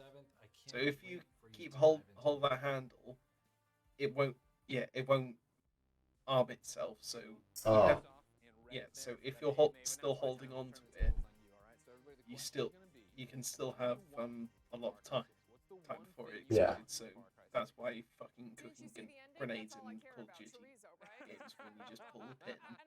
Well, yeah. That's complete bullshit. Well, I knew that part, but I was like, why would he give his own son a grenade? Because like we see him later on, like and he's all fine. So what the whole and I don't think he's gonna like blow up the boat because they shoot all the people afterwards, so it turns black. So it's like, what's the grenade for? I think it was just teaching him some. Oh, just teaching him a lesson. Ah, okay. Yeah, before throwing the grenade into a crowd of protesters. Ah, that could be. Oh wait. Oh, wait. That Wait. was the first trailer. Oh, that's what you're on about. I thought you were talking about the one that we saw in this stream. No, Oh, I first see. trailer that, Okay, yeah, okay, okay, that makes sense. Okay, I'm stupid. Yeah, I saw that. Yeah, and then he like drops it down below to the people that protesting. Okay. I've heard people say that like they think that kid's gonna end up becoming like Voss from Far Cry 3, but I still can't see it. So. Again, we've only heard it like being like one person, so. Yeah. But well, we'll see if that comes true or not, or if that's just very wild like speculation or theories, whatever. It's just a theory, a Gaming gaming theory. Thanks for watching. Where's that from again? Just because I mean, I know that part, but I still don't know where that like came from. From the game theories. Oh, is that where it came? Ah, I don't think okay, yeah, I don't really watch that. So I just know that like funny line really. That's all that I know of it. I occasionally check in from now and again, but I Yeah. don't really like watch their content that much. Yeah. Ubisoft has been pretty quiet about. What time is it? It is 1 minute. 1 minute. It's almost half past. When is that fucking? It should. Next conference should be about to start. So it's probably be after this interview then. Oh yeah, Rainbow Siege Extraction. Yeah, that's Yeah, that sounds looks. alright. Yeah, that's good because they had like an event like a while ago for like the. Yeah, for Siege Rainbow itself, Six Siege, yeah, yeah. and that was like it was basically it was cool. So I'm guessing this. Yeah, from what I saw of it, it seemed like Left 4 Dead, but Tom Clancy flavored. Yeah. Because I don't know. Is this? I'm still confused on. Is this gonna be like a separate game, or is this gonna be like a big expansion for Rainbow Six Siege? That's what I'm still. Its own game. Ah. That's gonna be That's gonna be interesting then, because I mean, if it's gonna be its own game, then it must. Then I'm hoping they put like a lot of like content in it. Just because I mean, if it's just gonna be like a 4-person like co-op thing, that's gonna get boring after a while. Well, I say that, but fucking Left 4 Dead 2 still going on, still popular these days, and that's been since like early 2000s. So the fuck am I? The fuck do I know? Which are mysterious and which regenerate every time, and you have. Oh, how's the stream looking? That's why the game is called Extraction. It's still going on. You risk it all every time you go in the zone. So 2008. You must get out, but with the information What? that you're looking for. What for Left 4 Dead 2? No, Left 4 Dead 1. Oh, Left 4 Dead 1. Oh, yes, yeah. I think Left 4 Dead 2 was 2010. I want to say 2010, 2009. I think. Oh well, let's find out. I think it was because I'm pretty sure it came. 2009. Oh, 2009. Came out 1 year later. 1 year. Damn. That are in Rainbow Six Siege into Extraction, into a PvE environment. And But, how the team decided, you know, which operators come over. I was Siege just has how a many roster of over 50 characters. Huh? People on my friends And I list saw, got 9 game. games so far. So I'm Kid, curious everyone has how you it. guys decide what makes the Well, I mean, it's like fucking cheap nowadays, and it's still fun. So. The first one is obviously Left 4 Dead 3 when? the ones that were the most fit. Give us a Left 4 Dead 3, Valve. Do it. Come on. I know you want to. Fuck that! I want Half-Life. What? Okay, fair enough. Yeah. Well, I mean, they they did Half-Life Alyx, like, but that's a Half-Life game. Maybe not like a. Well, I mean, I can almost guarantee they're gonna do some sort of like Half-Life like 2 sequel, because I mean, Half-Life Alyx ended with like, well, spoilers for anyone who's watching who hasn't played it. Wait, no spoilers. Oh, have you not played it? No, I haven't. Oh, okay, well, are you planning on playing it? Yes. Okay. I do own it, but I haven't played it yet. Oh, okay. I thought you already played it, but okay, fair. Okay, I'll stop talking about that then. How much of a campaign is there that players will recognize, or what type of story is being told? With Extraction halfway starts 3 through, years after the events of New they need Mexico, to fucking make where the parasite was with Paul, they seemingly kind of contained by the Rainbow Six reached by their then. But immediately after the events, they created. Well, I mean, they kind of like. had like an actual ending. Yeah, because I mean, like Portal 2 ends, you fucking make it to surface, don't you? And then that's it. Unless like they make it a top exclusive game. Basically, on the storyline of the robots. Yeah, but I mean, like, they kind of did that with like the co-op portion of like Portal 2, sort of. Because they fucking like, because at the end of the co-op section of Portal 2, they find all those test subjects, don't they? Yes, there's a post-launch plan. But it's implied that Vados is basically burned for him. And I know Ubisoft is also recently committed. Oh yeah, because that's because the co-op takes place before the single player of how Portal 2, doesn't it? Is that how that works, or am I getting the timeline mixed up? I cannot answer for now, but I'll be very happy to answer later. Timeline is like the Portal takes place at some point, and then like the like Portal 2 takes place like thousands of years in the future because like of the computer saying like you have been asleep for 9. This is a little bit different. Rainbow Six is different today. Yeah, but is that true, or is that just the computer like glitching out and it's just doing 9 for no reason? Reworking the Rainbow Six gameplay into a PvE game, much like Back 4 Blood. That seems it really is cool. implied. And also, just given the choice, I if I'm think ever given general choice between a consensus is realistic that, setting and it is sci-fi, like fantasy, or way in horror, the I'm always future. going to go with the latter. So You're a bit quiet again. It's really speaking to me. I like it. Yeah, I'm right there with you, right? Of like, Are you like? Is it because you keep like going away from your mic? Are you like not next to it, or do you just keep on like turning your volume down? It's like fucking way up. Hell yeah, I'm gonna play because Rainbow Six Trying Siege is to turn my up a favorite bit more. multiplayer shooter. Yeah. Wow, really? Yeah, I was a big Counter-Strike Yeah. player, and Rainbow Siege yeah. was the game Okay. that kind of That's bad. elevated that style of multiplayer experience. But of course, Extraction being a but with Paul, yeah, it's kind of like the community's impression of it is like it's like hundreds, if not thousands of years in the future.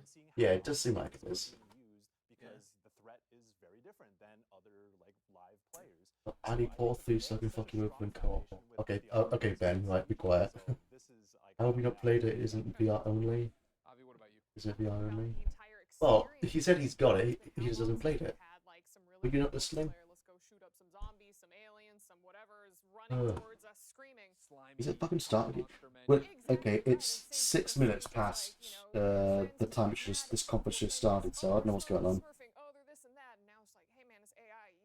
It is the right time. Yeah, it's the correct time. So they're a bit fucking late on starting. And then after that, we've got the upload of VR showcase after this one. I thought you said you knew the end of Alexei Benson. No, wait. Oh, wait, me? That's who you're on about. Well, I've said before. I told you I haven't got a VR, but I've seen Alex. I've watched a gameplay playthrough of it.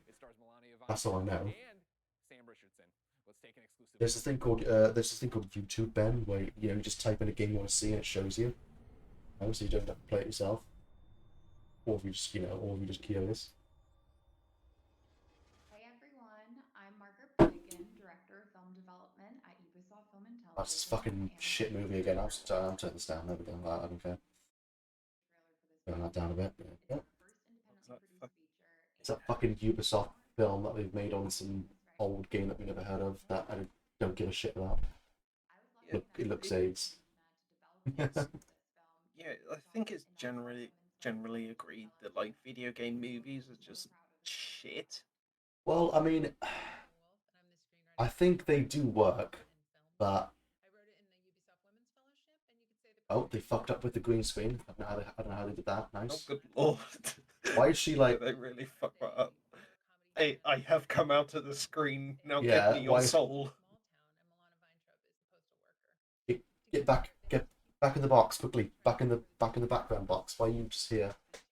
You're out of nowhere. Be gone, wench. Well, there we go. That's better. Why are you not like? Why is it you always have technical issues all the time?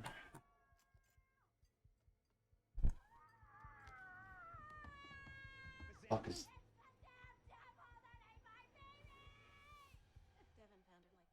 God, this sucks so dog shit.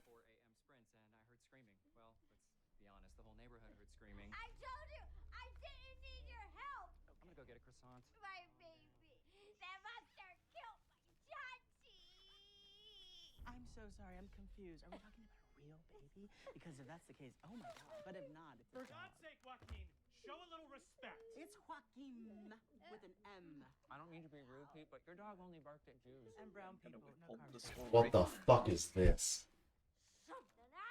A pile of shit by the looks of things. Looks. God, that looks so bad. Why do people think like that? Okay. Dan, I'm being told we have to go to you first. Comedic I'm glad relief. they told you that because I do love a good horror comedy, and this cast. Oh, it's a horror comedy because those are pretty well done most of the time. Imagine watching someone play through a Half-Life game instead of expecting. What, Ben, I told you I haven't got a VR headset, so I can't play the game. I would have played it if I had one, but I didn't. So fuck yourself. You've at least played through like the main series. Oh yeah. I played through all the Half-Life games. Well, I've never played Half-Life Blue Shift. That's the only Half-Life related game I haven't played. But everything else I've played. Yeah, fucking hell, like, have you heard the stories about, fucking, What's that? Yeah, it was the story about, fucking Gearbox when they were developing the game. They really did not have a good time with Source Engine. So if you look through, like, the game files, like, they are just literally just taking the piss with it. Yeah, and they just start, just give various insults to, like, certain events or NPCs. Oh, nice. See if I can try to find the video on it, because it's fucking great. I'm sorry, It's David. all a shared universe. I don't have VR either. I don't believe in VR. Oh, Ben, shut up. Literally the most unfunniest person on the internet. I don't believe in free VR sex. What does that even mean?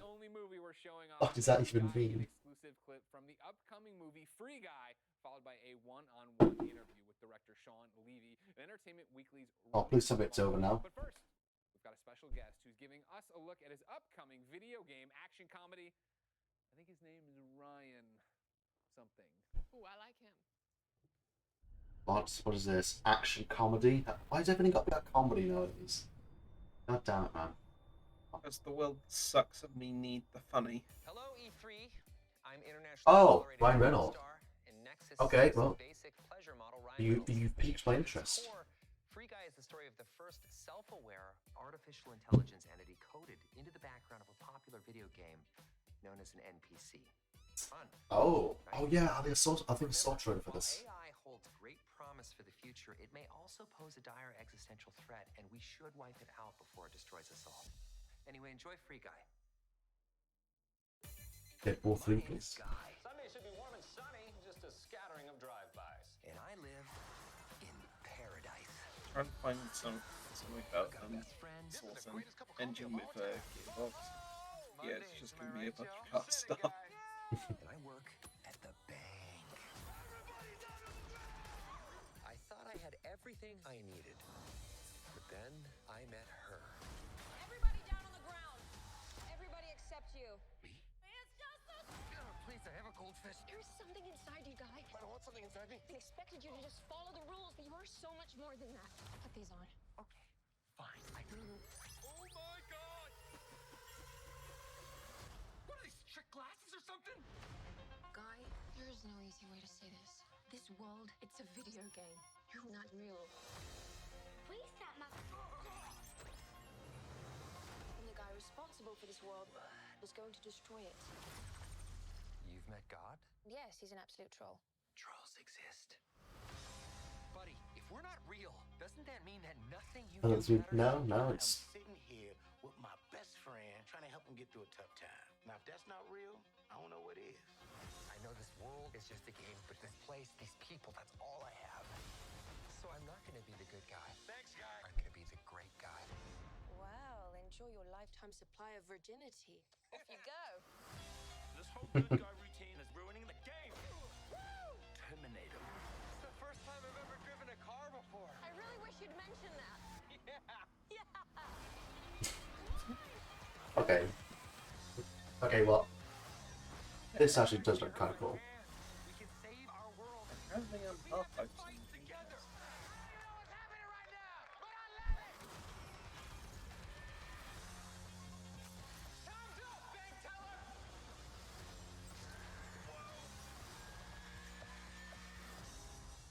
This kind of reminds me of what was that? That video game sort of based. Yeah, that. Yeah, kind of reminds me like that. Well, with like the whole like video game sort of feel to it.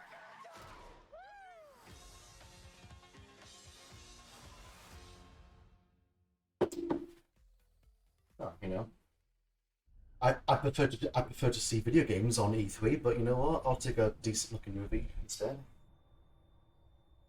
Is this fucking conference gonna start? Fucking Christ.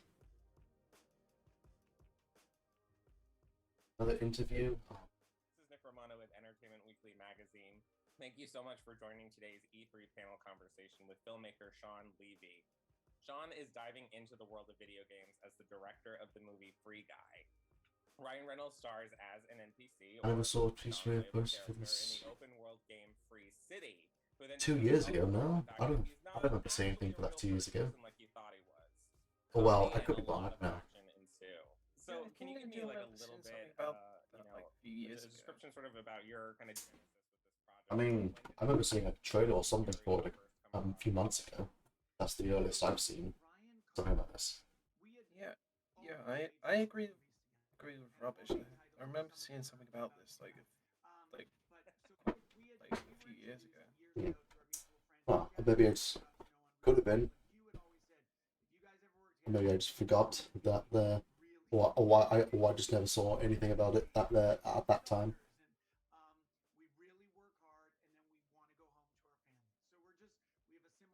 I'm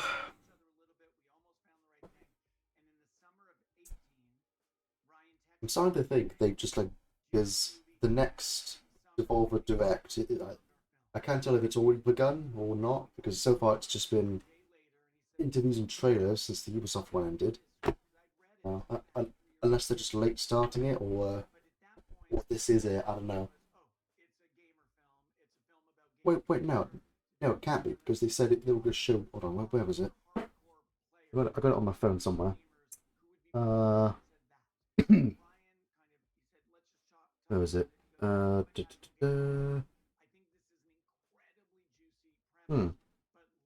Maybe not then. Okay, never mind. Yeah, here it is. Yeah, they'll go showing off. Yeah, Devolver Digital Stream will feature 5 new games and 2 new release dates as part of its Devolver Cinematic Universe showcase. Okay, well, we haven't seen any games yet, so I'm guessing it hasn't started yet, right?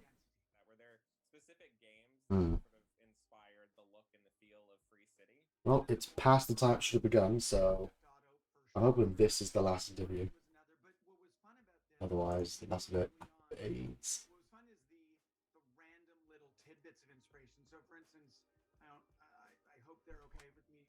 Sharing this, like early on, I make Stranger Things. That's kind of my ongoing gig.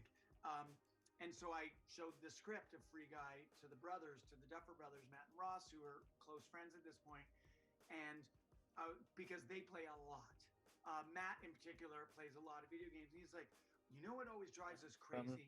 And I video think was talked about in the general Spider-Man, like check it out there's this whenever. one Did you? old Okay. lady who's like, she's like an NPC, but she's like a side mission. She's just always bitching about her lost cats.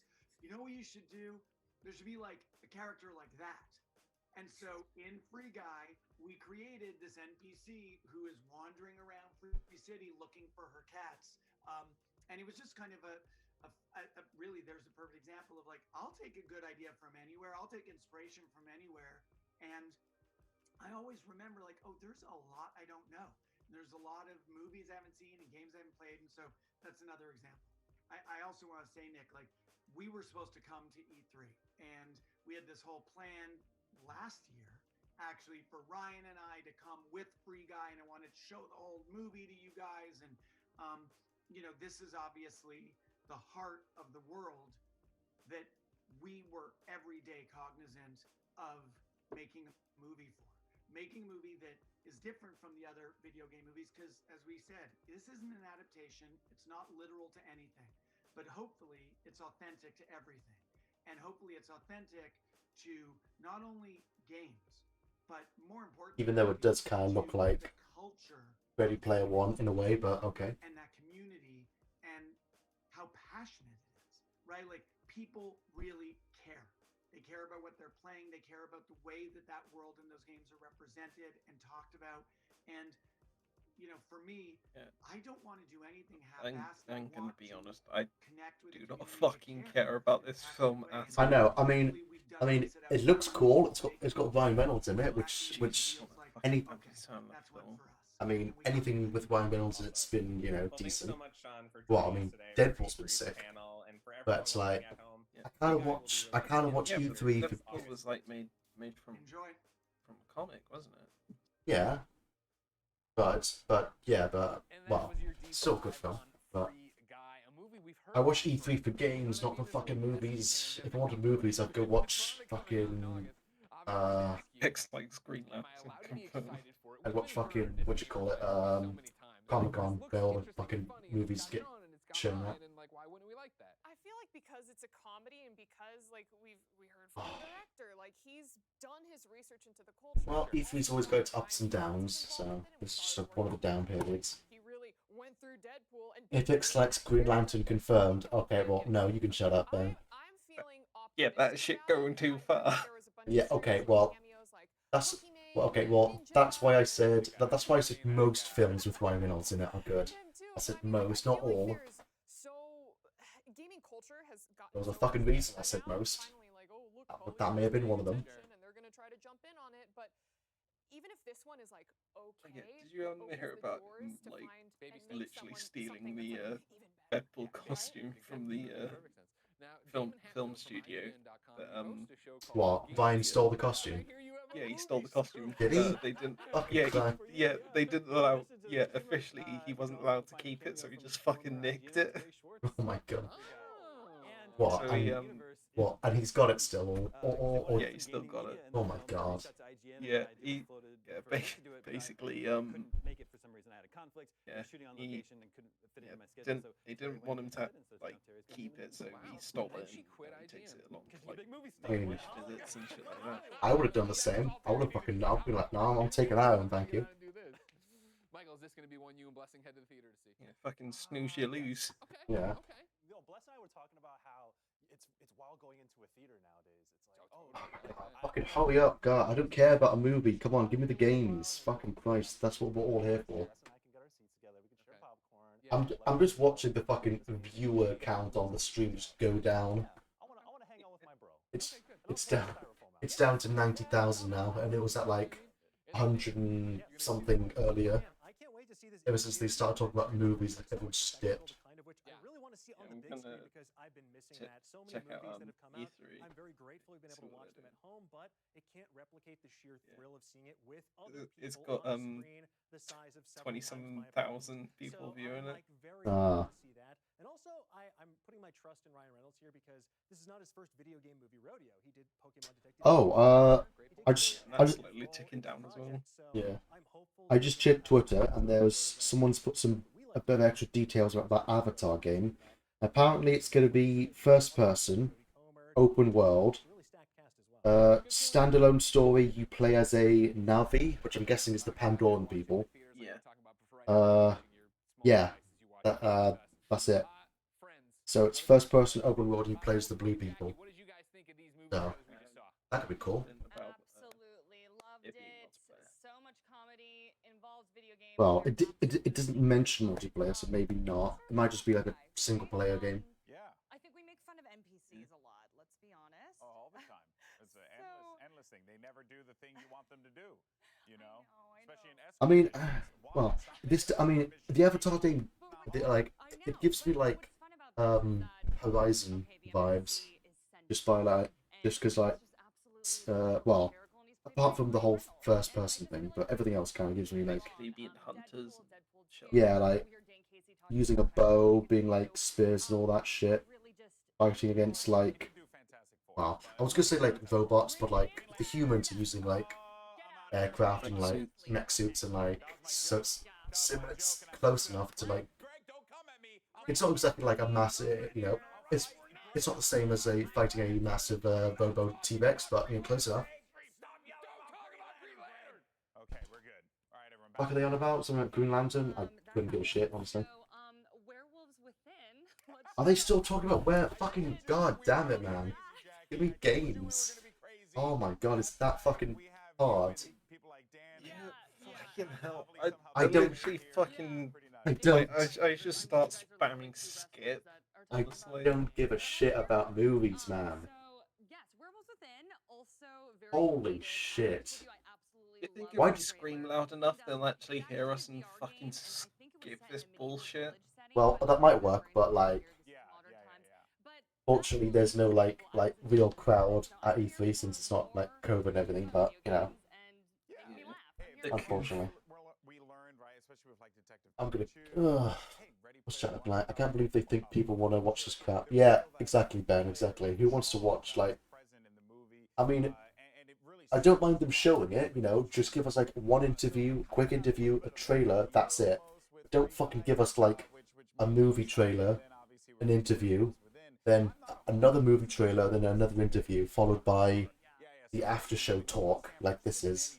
Like it's just too long. I just don't care. I literally just don't care.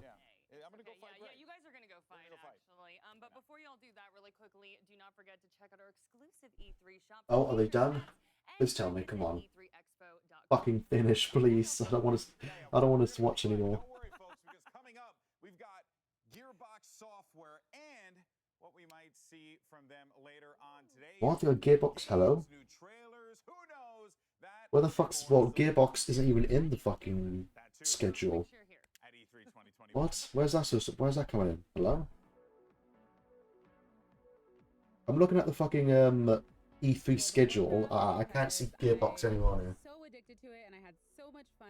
Whatever. It's still one of my favorite games ever, though I don't. Are you sure you got the right day? Well, yeah, because I'm watching. Yeah, because I got the Ubisoft thing that we've had June 12th. Then it's Devolver Direct conference June 12th. Then it's after that the June 12th for the VR conference thing, and then after that tomorrow Xbox and Bethesda, and Square Enix. I'd actually want to see that. Yeah, I mean, honestly, tomorrow should be a lot better. Tomorrow should be better than... Tomorrow looks like it's a lot more... Actually, yeah, tomorrow's packed. Tomorrow we got E3 and Bethesda. Then we got Square Enix. Then we got... then we got the PC Gaming Show. Followed by Future Games Show. And that's all in one day. And then June 14th we got the Capcom. Then June 15th we got a Nintendo, and June and also June 15th we got Bandai Namco. So June 13th is like the big meat of E3. Jet Set Radio, if you haven't played it, please go back in the day. It was on Dreamcast. Sims, just because that was my first PC game ever. The fuck are they on about? What's happening now? I could make my own black family in The Sims, and that was something I'd never Sims? Oh, I don't give a shit. Definitely The Last of Us. The Last of Us. Just being able to play a game that's so jaw-droppingly beautiful and eventually I do indulge in so Sims. wrapped up in that story. Oh my I gosh, really took all enjoyed my talking emotions, about it. poured all of them into a glass. Oh wait, it's not Sims. That I think these people are saying their favorite game. It was so What? good. It was Is it? I can't tell. I think it was. Must have been, yeah. Must have asked people. I mean, I didn't really care what the favorite game was, but oh well, okay. Yeah, I hit. I don't know. Yeah, I missed that. Yeah. Come on, give us a fucking game, please. Come on, I'm bored. I swear to God, if I see another movie trailer, I'm quitting.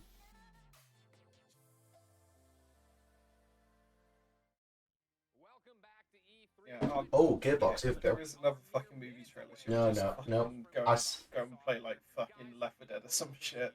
No, it's alright. I see Gearbox. Just yep. Get Gearbox. There we go again. Finally, games. Nice. Coming 2021. Fall Guys the movie. Fuck off, Ben. I swear to God, if that ever becomes a thing, I'm banning you from the server. Fall Guys the movie. That's bullshit.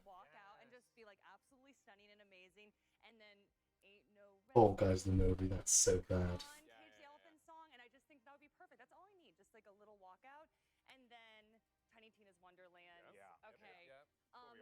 Fall Guys the movie, starring Arnold Schwarzenegger.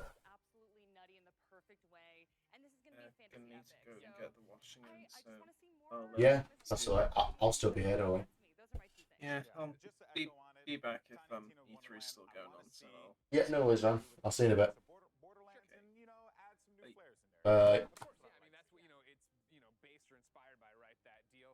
And now it's just me.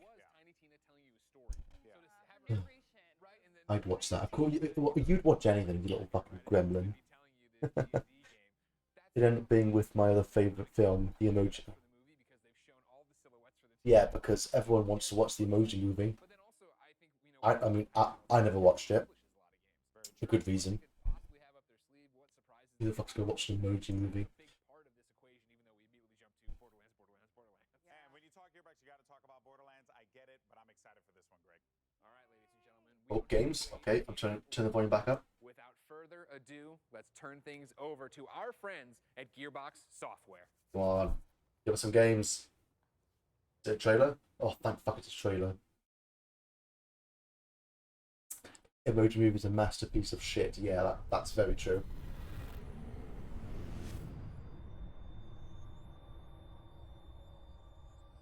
Come on, give me a game. Give me a game.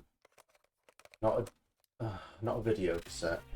Welcome to Gearbox University, where inquisitive minds encounter compelling opportunities. At Gearbox University, our aim is to broaden your intellectual horizons and enrich your global perspective. Gearbox University was founded in 1999, just 15 years after this 80s orientation video was made. We offer numerous degrees across a multitude of fields, including sociopathology, supply chain management, and storytelling with a European-sounding accent. Gearbox University comprises 3 unique colleges that will place you on whichever path to success is right for you. At the College of Gearbox Software, we can shape you into the looting, shooting vault hunter you've always believed you could be. At the College of Gearbox Publishing, we offer advanced degrees in Norse mythology, projectile meteorology, or regular meteorology. You can even write your thesis on the deification of gravity. Finally, there's the College of whatever the hell else we're doing, with specialties in badass bunkernomics, history of magic, enlarged vehicle maneuvering, and yes, even Hollywood filmmaking. Did you hear we're making a Borderlands movie? It's true. Let's learn more about all the innovative opportunities you can find at Gearbox University. Is that actually true? Pioneering, groundbreaking. Please don't tell me they're actually making a Borderlands film.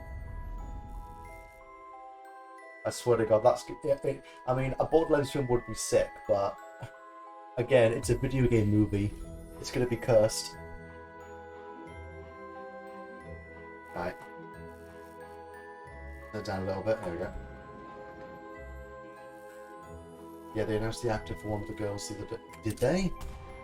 How the fuck did I miss this? I didn't hear anything. What, so they legitimately are making a Borderlands film?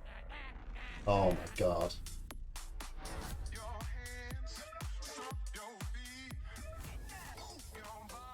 All the things. Ooh, I do like treats.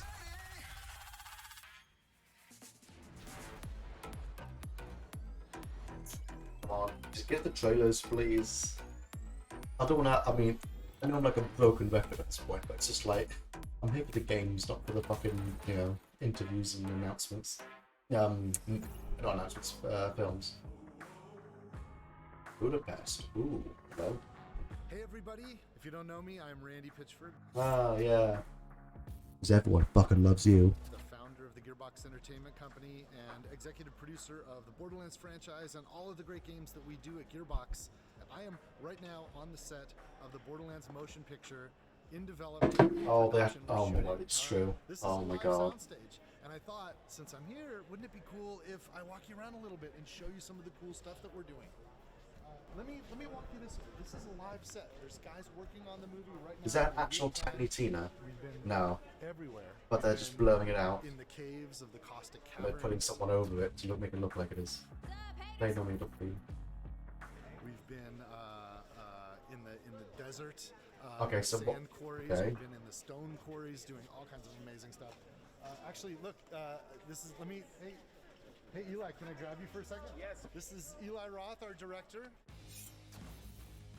Also, they blurred up Tiny Tina and then put the Tiny Tina Borderlands 3 character over her. Okay, nice. Well, Edgar Ramirez's character Atlas exists Atlas. hypothetically in the game. We've never met him before in the game or in real life. Hey, Atlas is the fucking company, isn't it? Movie story. I'm so stoked that you're here doing this. Thank you, man. I'm very happy. Yeah. Oh, I'm hope, please. Oh, thanks. You know, look, I like Borderlands. Please don't be shit. I honestly don't want it to be shit. This movie that Eli's making, it's unreal. I mean, we have I don't want to say what we're filming, but it's lots of blood, lots of guts. It's totally bonkers. Okay, that's good, right? Blood, guts, right? That's the basics.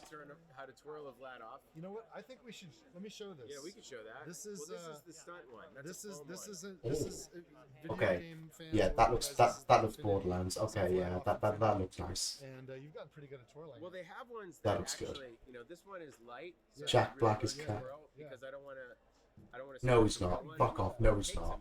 She's like, she can side twirl, she can double twirl. That's right. You know, she can do the front twirl. Oh, Lilith. Oh, okay, it's Lilith's in there.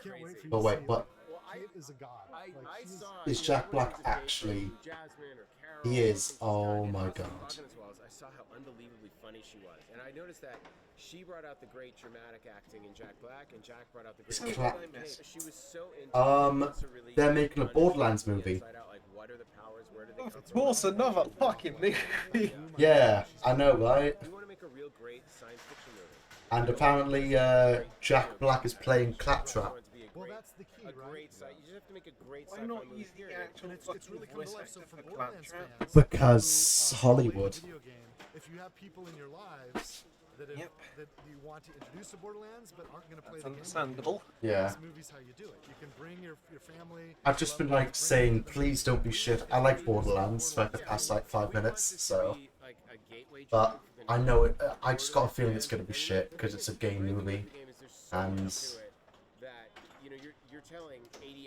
I'm just kind of like. Wow. I've always liked Borderlands. So I'm like, I'm hoping they don't butcher this too bad. But like just a world class. Oh my god. Oh wait, Kevin Hart playing Roland. Hold on. Who's playing who? He's playing Kree. Okay. Kevin Hart as Roland. Ah, that hurts me. That hurts me in my soul. No, I don't like that. And I know Lisa is trying. Lisa, our first lady, Why have they got Kevin Hart, man? Like he's been like. Could they just get some other one to be Roland? Why have you Kevin Hart? Can I interrupt you, man? Guys, this is Emmy and Ari from Arad Productions. Ari made a bunch of awesome movies. You're probably familiar with the I know. I cannot. I mean, like, and Kevin Hart. I mean, everything that I've seen of Kevin Hart has mostly been in like comedy sort of things. They created a movie called Spider-Man. Yeah. How is he going to be? And Roland's quite a serious character. I don't know how well. I don't know how bad. I don't know how I'm going to be able to see Kevin Hart in a serious role. These are the most successful movies of all time. Oh, this is gonna hurt me. This hurts me. This hurts. We figured it out with comic books. We think that video games are the next Borderlands 2, and we think Borderlands is the perfect. I mean, it just. And Yeah. really flattering. I mean, if Roland's in the movie, it sounds like it might be a Borderlands 2 movie. I don't know, or something timeline-wise. I don't know. So that's interesting. But I think, yeah. Okay, well, it could be a Borderlands 1, but it's like, but Tiny Tina's in it, and she was introduced in Borderlands 2. So Borderlands 2 timeline, like it like set around that sort of like timeline might be more. Unless they're planning on like original game. I mean, well, I don't even know. I mean, I don't know if the movie's even going to be canon to the games yet. So it could be, it could not be. We'll have to wait and see. Honestly, it's probably going to be non-canon. I fucking hope so. Just so that if it's bad, it's already non-canon, so it doesn't matter. But if it's canon, if it's going to be a canon movie and it's bad, that's going to hurt it a bit. And it's been worth it, you know, like, feels like we used that time pretty I fucking like, but Jack Black is Claptrap. Why? Why was that a good idea? I mean, by the sounds of things, it's going to be like an animated film, so like you have the benefit of already having a fucking cast. So yeah. Why replace them? Yeah, because I mean, well, I'm assuming that they're gonna. I'm assuming they're just gonna like do like CGI Claptrap because he's a robot, and then Jack Black's just gonna be voicing him, not actually be, not be in the movie physically. Yes, I don't. Okay, So guys, But it's going to be an amazing E3. if they're doing that, then just like, absolutely incredible. you know, just get the We've voice got actor some on the cool game. stuff to show you. I know some of you are interested in But seeing more whatever. about the new game that we have announced and learning more from Gearbox. They got a new game. Ooh. I wish I could be there in person. A game? Since we're What? digital, A we're game gonna at do it this way. E3? Thank you What? guys, and I'll catch you later. Cheers. Who would have thought E3 had games? I thought it was just movies. As the past fucking half an hour seem to be. University. Make sure you check out Borderlands Science. By solving the puzzles, you can contribute to real-world research studying the human gut microbiome. For you freshmen in the audience, here's our leading scientist, Mayim Bialik. By playing Borderlands 3, you can contribute to real-world scientific research that helps real people. You'll be directly helping our scientists organize and compare this. Ben, what you just put in chat is so cursed. That's the most cursed thing I've seen in a while. Science, you too can be the conductor of the poop train. And while you're Honestly, that was so cursed. Never put anything like that in chat ever again, please. So essentially, Nice Buffy Samson. Claptrap becomes Pinocchio. Yes, I think that's the idea. Honestly, that wouldn't be surprising if that was what it was. All footage from Homeworld Remastered. What is this? In the mid 90s, it would be the first. Oh, it's a space game. Okay. 3D RTS. Well, it's a game. I think it's like a strategy game. Well, it looks like it. Looks kind of like Eve Online. Oh no, it's definitely not Eve Online. Well, I just saw like yeah, but I just saw like a bunch of ships in space, so that's the first thing that came to mind. Homeland 3. Okay. Oh, Homeworld, sorry. Right. Oh. Actually, What is I remember this? there was a another space strategy game that had some like copyright kerfuffles going on. But, Fate. Oh, this is the Borderlands 3 expansion that's coming out next year. Ah. Oh wait, this is the trailer they showed a few days ago. Okay, never mind. I thought it was something new, but okay. Well, it was a good trailer. But you can make your own. it's gonna be like expansion that was about Tiny Tina. Yeah, because I think this is called like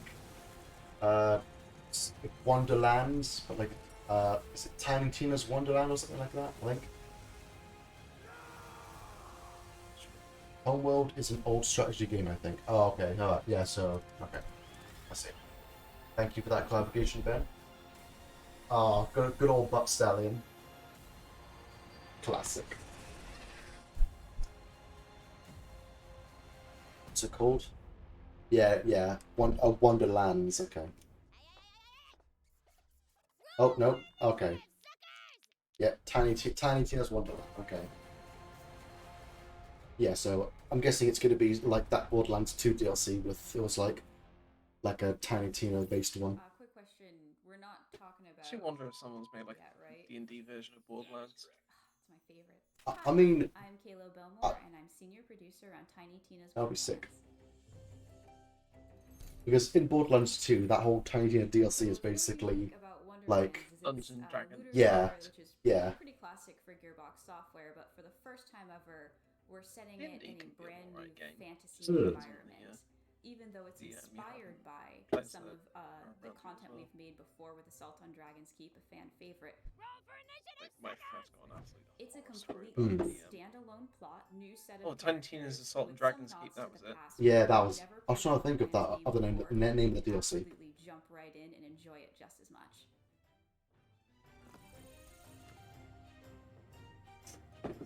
I think Batsline was actually a character within. Yeah, it was actually like a. It was Handsome Jack's. Yeah, Handsome Jack's horse that he had turned into a statue, I think. Have a fantasy game without goblins, but again, we like to make them our own. Thank you so much, everybody. I hope that you are as stoked as we are about Tiny Tina's Wonderlands. Follow us on our social channels to find out the latest and greatest news. Enjoy the rest of the show. Oh, is that it? Is that no? Okay. Has been Cool. around for so long. Slice of home. I thought they just fucking did Homeworld. Now we're going back to okay. Oh. So they do Homeworld, and then they do Borderlands. Now we're back to Homeworld again. Okay, make like. And then back to Borderlands again.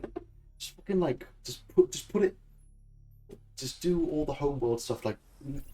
Oh wait, that was it. Wow. Literally seconds of Homeworld. Why not put that with the other one? That was literally it. That was they said that was the first thing they did for Home. They literally showed that, then they did Borderlands, and then they did the same thing. Ooh, what is this? Is it a Viking? Looks like a Viking-based game. Co-op game? Yeah, it looks like a co-op game.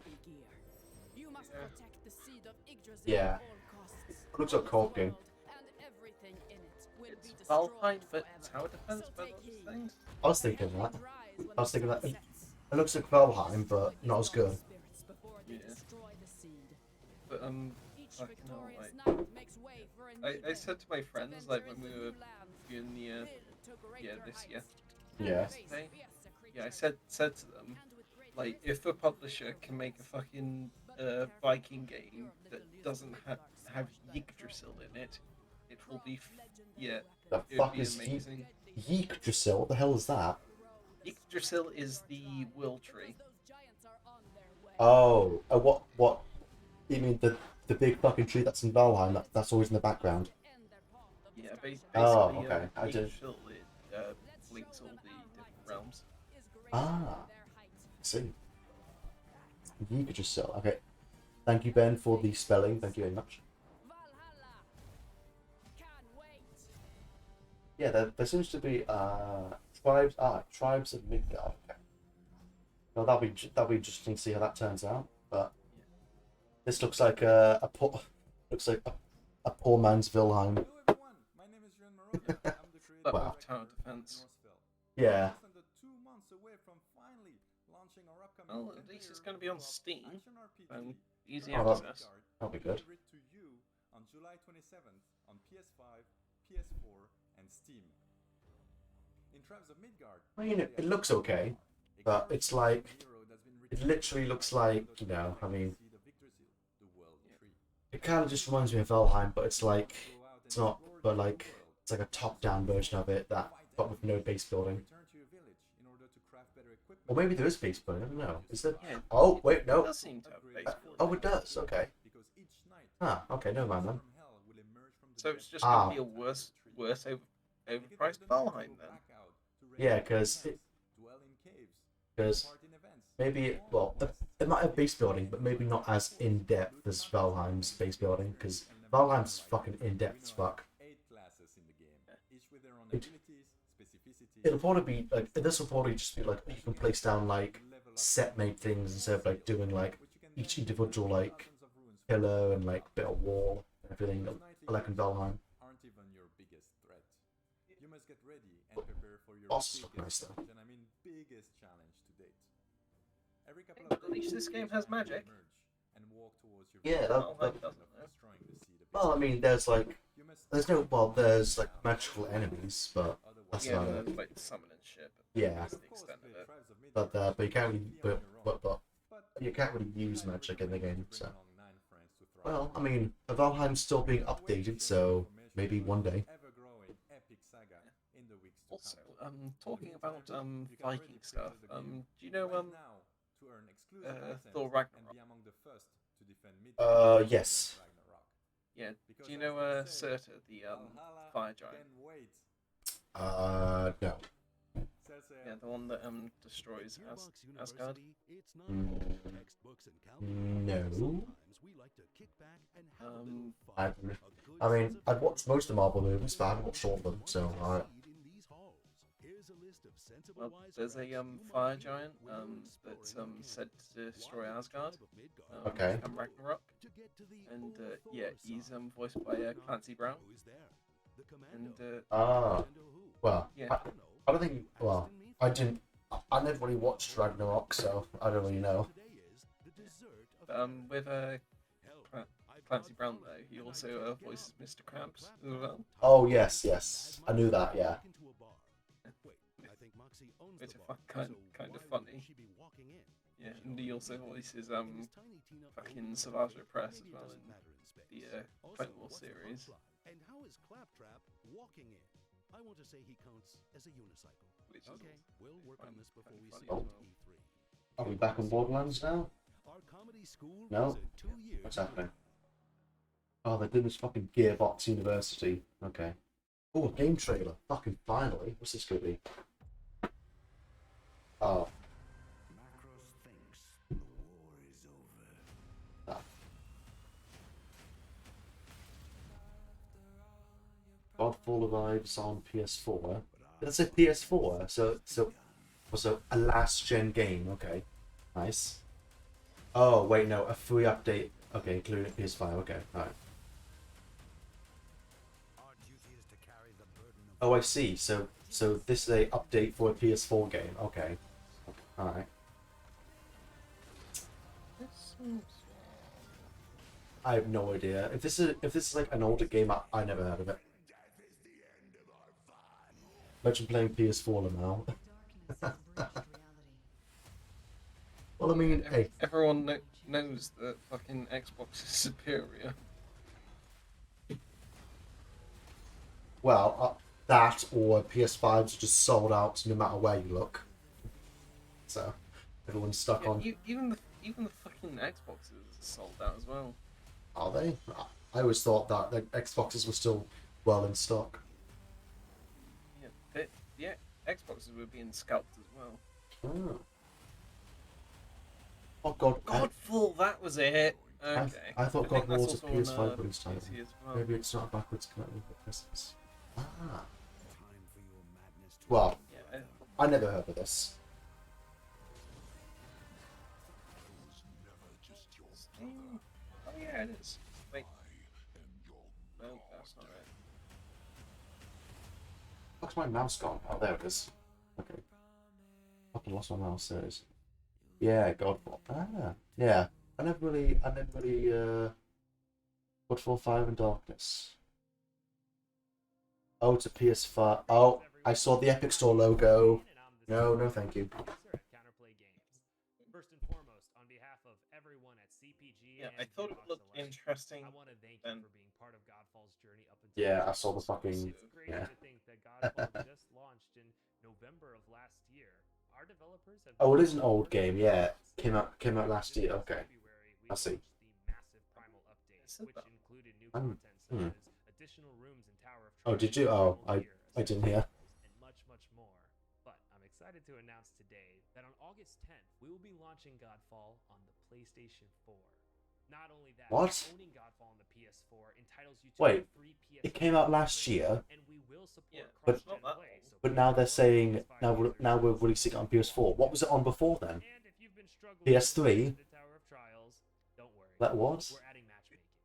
But really, Oh my matchmaking god. in the PS4 I'm really fucking confused. What the fuck's happening? we are so It excited reminds to me when launch our Ubisoft first said they were ever still developing expansion, which we've just entitled Dance for Fire and fucking Darkness.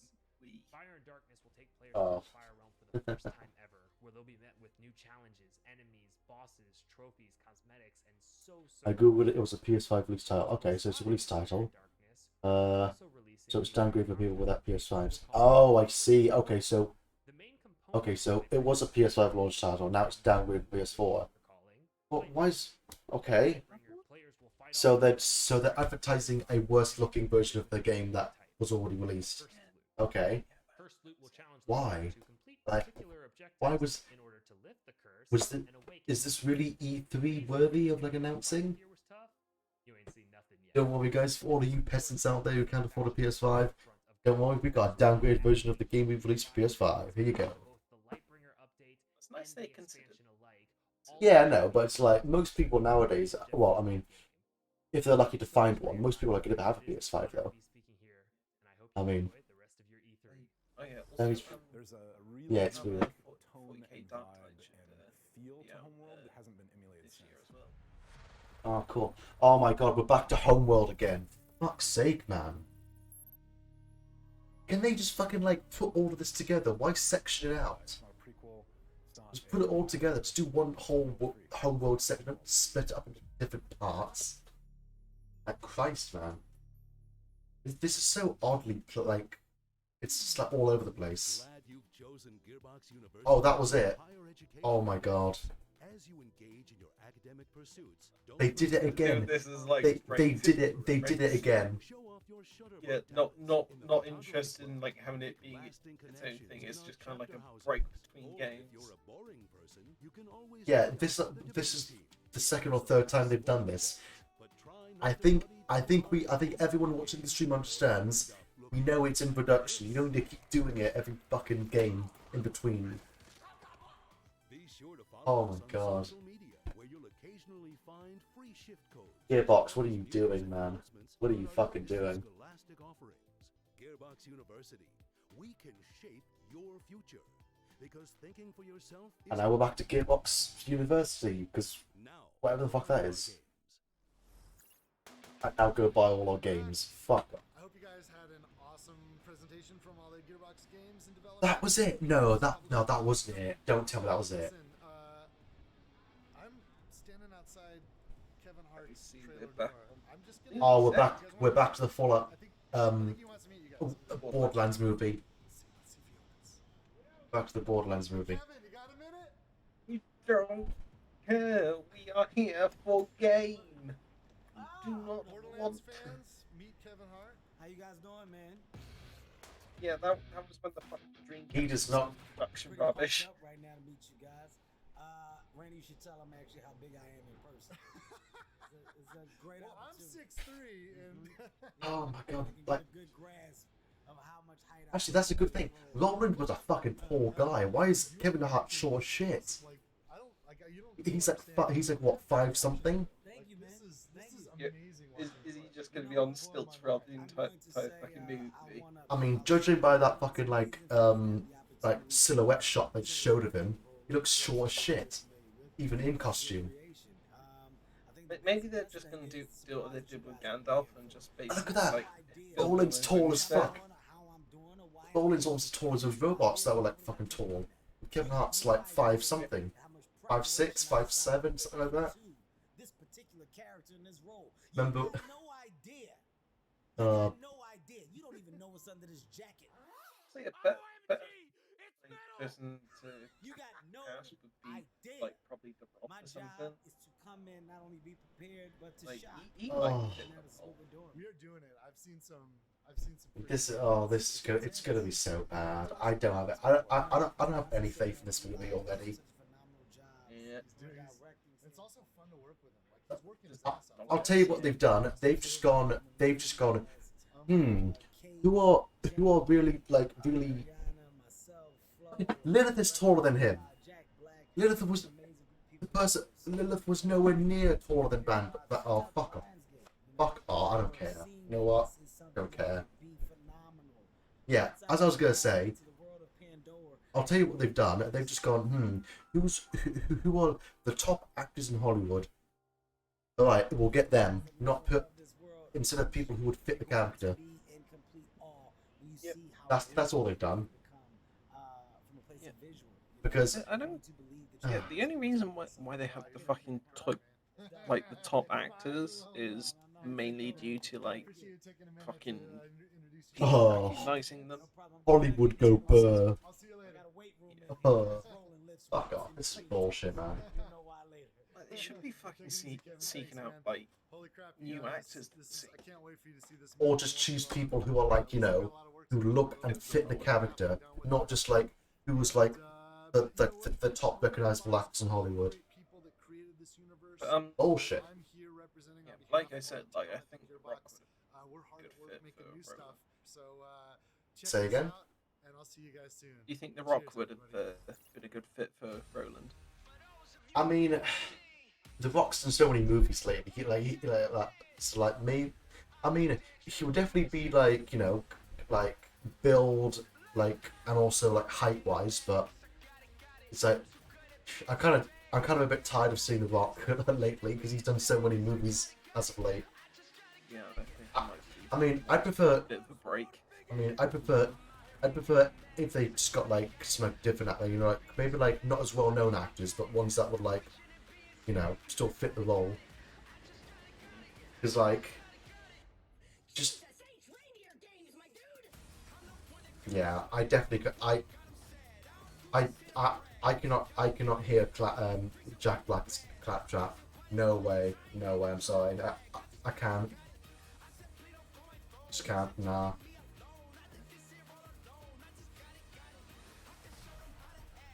To me, Claptrap sounds a certain way, and if Jack Black can't do it, nah. It's sorry. That's it. It's done. Yeah, if like, Team 4-Star could like get the voice actor for Claptrap, like why can't Gearbox? Wait, Team 4-Star got the voice actor for Claptrap? Yeah, they fucking hired him Wait, for a wait. Did you mean role in one of the movies? The Gearbox presentation is a wrap, and my goodness, I have so Do you mean the original actor for Claptrap, or the one that's in Borderlands 3? Because I'm pretty sure they changed the voice actor, didn't they? The Claptrap. I think they got the original voice actor. Okay. So they got it. Okay, alright. That explains it. I was gonna say. Yeah, they got the good one. Okay. But I'm not bashing the one in Borderlands 3, but like the original was, you know. You can't knock the original. What time is it? Just gone 10:30. Right, what's next? What's next in the lineup? VR showcase. The VR showcase starts at 11, so half an hour. Okay. What's going to be here then? I mean, I haven't got a VR, but you know, I do quite like VR games. I do have VR, so that'd be interesting. Well, yeah, this will be for you then. Don't using the hashtag in chat. What was your favorite Gearbox announcement? I swear to God, if the Borderlands movie wins, I'm gonna quit. Okay, thank God. Tiny Tina's DLC's winning. Thank you. There is a God. Yeah. I'm actually surprised like the Borderlands movie is doing. How is it in second? It's at 16%. Why is it second? That should be like. Oh. Yeah, it should be in fucking last place. It looks dull. I mean, well. Like Godfall, like it's not really that important, but like yeah. Fucking. I mean, I would put Tribes of Midgard at second because I mean that would be quite decent. Possibly like Homeworld 3 and 3rd, ironically. Yeah, Homeworld I don't give a shit about, but Midgard. I was so surprised. They showed like they showed fuck all games. Well, they showed 4. No. Wait, actually, no. Wait, hold on. No, new games I'm gonna count. So, Tiny Tina's. That's DLC, or maybe it's a full. I don't know. Is it a full game? Was it? Okay. So it doesn't count. Godfall released last year doesn't count. Midgard, that's a new game. And Homeworld 3, that's a new game. So they showed 2 new games that entire conference, and 1 expansion, and one re-release, which is actually a downgrade for PS4. And then they showed some fucking shitty movie. Wow. You know, I remember a time when E3 used to be good. It feels so long ago. The thing is about that rubbish, it's not even a fucking remake. They're just re-releasing it. Yeah, exactly. It's just a downgrade of what was already released for people who can't afford PS5. Terrible remake, just like when Spyro, like the gameplay and what I played of the melee combat is fun, right? It is that a looter was shooter, yeah. Looter melee combat game. That too. As much of see as gorgeous. Oh, I honestly, you know what? Tomorrow can't come soon enough. I just want to get to the Microsoft and like other like main studios like conferences. Yeah, so like 2018. I mean, we have year seen for the video up right re-releases. now, and the game looks Where is the yeah, fucking like I just want all of this animation-wise. It is just when absolutely shit gorgeous. like But really quickly, you know, we could games would have talk been about good, video but games, the early Borderlands all day, but we're 2000s. gonna have to send Yeah. it to Golden E3 Point around in the about that game time. in just Oh. a second. But first, we Oh. have some more in the production of the Borderlands movie from CEO. Oh, for fuck's sake! Now we're back on the Borderlands movie again. Here we go. So let's see what he got. Oh no, they're they're gonna keep fucking dwelling on this shit now, aren't Please, like, if you're not, we want a game and not a movie. if you're not, I mean, you know what? I wouldn't mind a trailer for it, just so I can get a feel of what it's going to be like and how it looks. But like, if it's just going to be an interview talking about it, we've literally just done that twice. Don't fucking do it again. It's going to be, yeah, okay, we're doing it again. Cool, nice. Yeah, I think it's gonna be a bit too early for like games to have like a fucking trailer. You know what I want? I want a fucking Borderlands. I want a Tales from the Borderlands 2. That's what I want. Give us a second Tales from Borderlands 2. That's what I want. Because the first one was sick. The little like Telltale developed Borderlands game. I don't know if you played that. As an aside, is Telltale Games like still going? Yes. Well. Was it in limbo? No. I remember hearing that. No, they closed down. They did close down because I think they went bankrupt or they had money problems. So they closed down, but I think someone bought the company. Then they and then they and then they rehired most of the original staff because Telltale's closed down halfway through. They were doing the last season of the Walking Dead Telltale game. And also doing the Dwarf Among Us. That's still coming out because I remember they released a trailer before all the original Telltale's closed. They released like a little trailer for Dwarf Among Us 2. And then they went halfway through the Walking Dead game, closed down. Someone picked it back up, finished the final game of the Walking Dead. And then they released a trailer for The Wolf Among Us 2 a bit ago. So that's still coming. So... yeah, I would actually get The Wolf Among Us. Yeah, I don't think I played The Wolf Among Us, but I watched a lot of like playthroughs of it because it was such a good game. Even though I didn't play it, but I watched like a whole playthrough of it and it was fucking sick. So... hold on. Yeah, I mean, well, that obviously for the next one. Then on the other side, you got. What's chat doing? I'm hoping for one of the presenters to just go. And this next movie we have to show you is kind of oh, fuck off. No, fucking no, bad, ban him from everything. And the next movie we have to show you is kind of sus. Yeah. Wait. Oh my god. Wait. I literally just got what he meant. I thought he was just memeing, but I literally just realized he was implying there was going to be an Among Us movie. No, please no. That would be so cursed. Bullshit. Like fucking Borderlands one. And then the Among Us jingle plays and it cuts to the movie. No. Yeah, fucking. That would be AIDS, the gaming man. chairs come to life and just fucking Oh, restrain us all. wait, hold on, no. Wait, I got a more cursed idea. How about Fortnite, the movie? Oh god, no. Can't wait to see Dwayne The Rock Johnson dab on someone as he kills them. Fucking Keanu Reeves flossing.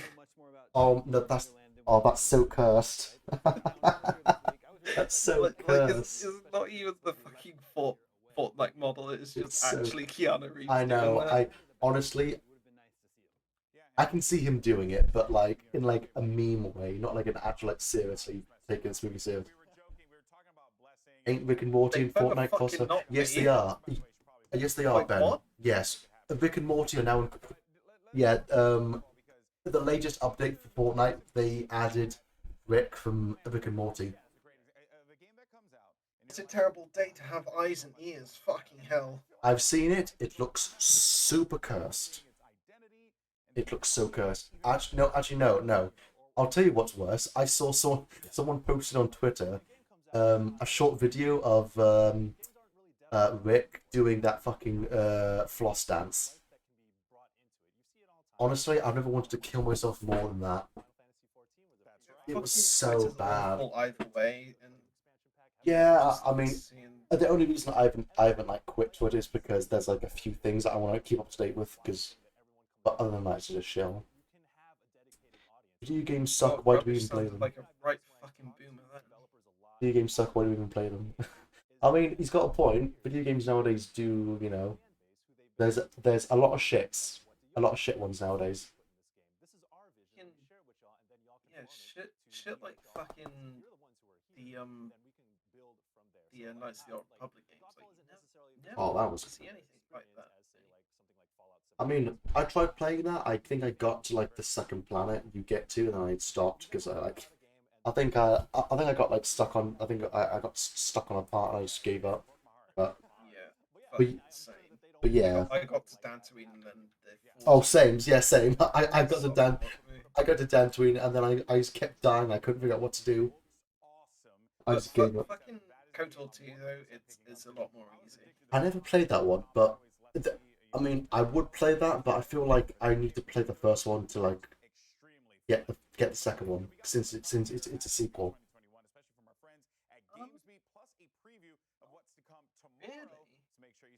Well, yeah, kind of like the events like about KOTOR 2, like some of the setup like takes place like after KOTOR 1, so it's okay. like diving into like the Okay. the expanded universe about it. Yeah. Like how there is a Sith Lord that can literally eat the fucking Force like it's a sandwich. Oh, Sith yeah. Lord, yeah, a Sith Lord that is too angry to die because he's Scottish, and also someone who wants to outright kill the fucking Force.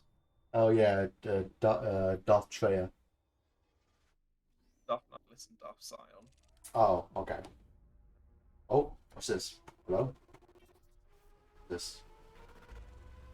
The birth of a new gaming universe. What? What's this? Like Hello? a fucking platform to like Binge. What is... Hello? The fuck was... Okay. That told me nothing. The fuck's a new gaming universe supposed to mean? Hello? Like, what's that? Oh, and now they're advertising jobs. Literally no fucking context. Why is... This E3's been dog shit so far, man. It's been so ass. I mean, yesterday was alright, but fucking hell. I mean, the fucking Ubisoft conference was like decent because it showed games, but everything else instead's been like movie, game, movie, movie, movie, movie, game, game, movie. I want games, not movies. Oh, why is...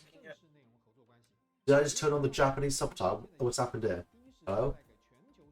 Why is everything turned Japanese? I thought the anime conference wasn't until the 15th. What's happening? I think it's like I'm looking at Binge. It's just another streaming platform. Oh, for fuck's sake, really? Oh, that's okay. Well, I don't care then. Okay, well, thank you for telling me, Ben. Thank you for telling me, Ben. Another business that'll go on doing 6 months. Yeah, it'll just be like, what was that other streaming service that like flopped instantly? What was that called? I can't remember. Ah, fuck knows. Actually, technically, Stadia is kind of in limbo at the moment because they. Yeah, but like, I mean, but it's like it's like nowhere near that popular, really. Apex streams, I think. Okay, right. Okay, Ben, you're getting banned. Hold on. I keep saying that. Hold on. What's that? We still kind of need him to Google stuff. So he has his huge, he has his huge uses. But, It's not over yet. We're gonna look back, ladies and gentlemen. Oh, fuck's sake! Now they're doing. We're gonna look back. I don't want to look back. It's been shit. Give me my fucking VR games. Come on. It's a great site full of great people like Dean and Mike. But there's also a person there named Jeff Grubb. Where's okay? I'm getting the schedule again. Well, luckily the VR conference starts in 20 minutes. Nope, less. 15 minutes should be. So that'll be good. Let's all remember all the things that didn't happen. Yeah, exactly. Well, all the things that I wish didn't happen. It's the internet. You're busy because it's E3. I'm Jeff Grubb. I work for GamesBeat.com. Joining me is Mike Minotti, who's going to. Okay, well, if they're just doing like a recap, I'm gonna go get some food. So I'll be back in a second. I understand you put together a bunch of stuff to thaw my cold, dead games journalist heart. Memories of E3. You ready to just take me through it right now? I'm happy to do so. Yeah, my heart only has warmth for E3. So you can call yourself jaded all you want. I am just a ball of E3 love, and I'm going to roll it over you. Of E3, of gamer Christmases past, future, and present. Yes. Well, not future. Those are sad. Okay, that's right. Yes, analogy. yes, right. You illiterate scum. But yeah, this will be great. All right, Mike. What is this? Should we set it up, or should we just start playing it? No, this is when Sony announced the Final Fantasy VII remake at E3. This is from somebody in one of the front rows. So we're gonna hear how excited and happy all those people are, Jeff. Well, listen, it's just a commercial. How excited can it be? Oh, boo. Oh, this is like from the audience. Okay, this is right, exciting. This is a reaction trailer. So people didn't know what this was at the time, and everybody wanted them to make this because, like, what PlayStation 4 had like a tech demo that was basically the intro of Final Fantasy VII, like redone, right? Yep. E3 was like, good. Oh, so that's like a game? And they're like, no, it's not. So Best everyone was disappointed, but then we got this. You see that. Yeah, you can hear people. You see the big sword, and people are starting to realize what it is. That's right. Maybe when that's E3 fun. was good. Even that playground there, like if you know Final Fantasy VII, you're gonna recognize that. So yeah, it's kind of very slowly dawning throughout the audience. I think most of them who really like Final Fantasy VII knows what it is, and they're recognizing the name. That's a great reveal, right? They don't start with Cloud. You start with Barret, then you get this is when everybody really knows what's up, even if you weren't aware yet. All right. Right. Yes. Even if you were like a very casual fan, someone who never played Final Fantasy before. Yeah. Okay. I've got a slight chills, Mike. Slight chills. And I know you're not a weeb like I am, but come on. What is this, Mike? What? It says Super Smash Brothers Mega Man trailer. Oh, this is the most excited I have ever been from E3. I love Smash Brothers, but Mega Man is my favorite video game character. And this was back when there were very few third-party characters. Like this point right here, like I knew who it was from that. Yes. I lost it, Jeff. I was so you can ask my brother because I was watching with him. I absolutely flipped out. Like I play a ton of Smash Brothers. Mega Man is literally the character I would have wanted in that game the most. And at this point, there was no indication that was going to happen. We had only gotten Snake and Sonic as third-party characters at this point ever in the series. Hey, look at he's doing all his great moves. This incredible remixed version of Mega Man 2 music. The beautiful CG art. This is still the best Mega Man has ever looked, by the way. Is this like Smash Brothers version of him? The kind of like it like captures the proportions of the 8-bit sprite. Like he's kind of staunchy. All right, I've returned. I'm sick of hearing about things that you love. If you're not going to bring anything that I love, oh, okay. Wait, what's they're that? just recounting stories from previous E3. This might be my. Oh yeah. So yeah, they were talking about Mega Man's Smash Bros, Final Fantasy, and things like that. Cool. Okay. So things I don't care about. Nice. All right. Oh my god! I'm just watching that viewer count go down dramatically. It's down to 79,000. It's just dropping. It looks like it. Similar art style. Yeah, it is. Yeah. It's just like good filmmaking. This trailer, like they,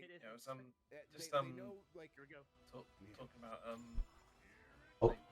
when E3 was like somewhat passable. Yeah. Cyberpunk. Yeah. Well. And we all know how long that. We all know how good that turned out. I think I can use it to like heat my room during the winter, so hey ho, not all bad. Oh, and thank you, Ben, for saying that you missed me. Thank you very much. No homo though. But thank you very much. Video games, Jeff, and trailers and demos. Sometimes it's just about personalities, and this was like the immersion. Did he just say? What the fuck did he just say? Hello? Excuse me? Did you hear what he said? No, I don't know. What did he say? I'm pretty... Okay, I'm assuming he was talking about E3, and he just said, It's not just about the games, you know. It's this E3 had personality. Fuck off, did it? Same fucking personality as a fucking polystyrene cup. E3's about games. Fuck, like honestly, like just. Can you like I mean, okay, yeah, of course he has to suck that like, you know, corporate penis, but like, come on. Yeah, that too rubbish. Had the personality of a what? Yeah, honestly, just dull, just nothing. There was a sequel that was anticipated. It was Halo 2 after Halo 1 came out. Oh, Big deal. Halo 2 talk. Hello, this interests me. I got an Xbox for Halo 2. Absolutely. Finally, something that's decent. The only thing people didn't like about Halo 2 is the ending, right? With, Right. You know, Yeah. Cliffhanger stuff. Yeah. Spoiler warning. Spoiler warning. 2000. Back in the day when things were good. And I think, you know, especially at this point, this kind of long, uninterrupted gameplay demo was maybe a little bit more unusual, right? I think this is what popularized that. Like even up till like 2015 with Sony, they have a pretty long Uncharted 4 demo. That's Halo 2 basically is sick. kind of format, right? You just play a long level. Yeah, from apparently the game. they redid the hunters, so they were a lot more fucking dangerous. I think so, yeah, because they were easy to kill in Halo 1. Oh, Halo 1. Relatively easy. Ooh, Infinity Ward. Oh, This COD 4. COD 4. Yeah. Yeah. Yeah, COD 4. Back when games were like, you know, decent, not just like rip-offs or remakes or, you know, badly made, you know. Back when people tried to make good games and not just like make games that are like passable at best. Yeah, fucking campaign for COD 4. It was and this was one of the best missions, all gillied up. It was sick. You have to be really fucking patient with it as well and not shoot the dog. This guy just said it's not all about gameplay demos and trailers. Shut the fuck up. Is literally the reason why E3 was. Oh, here we go, Cyberpunk. You're breathtaking. Okay, yeah, well. Remember Crowds?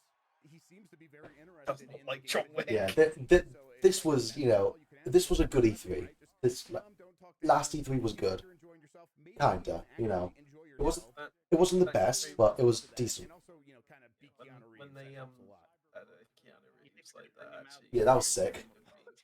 You're breathtaking. Like there's an actual video of the guy, like the guy who said that, like from his perspective. Yeah, I saw that as well. I saw that. That was sick. I think apparently he got like the collector's edition of Cyberpunk, didn't he? I think he did, yeah, because I'm pretty sure he got given a collector's edition of the game. It was, I mean, probably the best PlayStation game. Hey, I mean, he fucking deserved it. He gave birth to one of the best memes ever. Yeah, it just looks so. Ooh, Metal Gear 2. So cinematic. Ooh. Yeah. You have to understand, like at this point, the fact that we're seeing raindrops like bouncing no. off of objects, I'm seeing this like. The clap of my ass cheeks and load the guards. Pretty nuts at this. This is Snake. I'm trying to sneak around. The clap of my ass cheeks keeps lowering the guards. I love that one. So good. Working with the best technologists in the world to make a video game. Yeah. Oh my god, there isn't. What's up? I just looked through the achievements for Cyberpunk. There's actually an achievement called Breathtaking. Oh, of course there is. Of course there is. Yeah, collect all the items that belong to Johnny Silverhand. Oh, I mean, you know, when something like meme comes about your game, you need, like most people put it into their game somehow.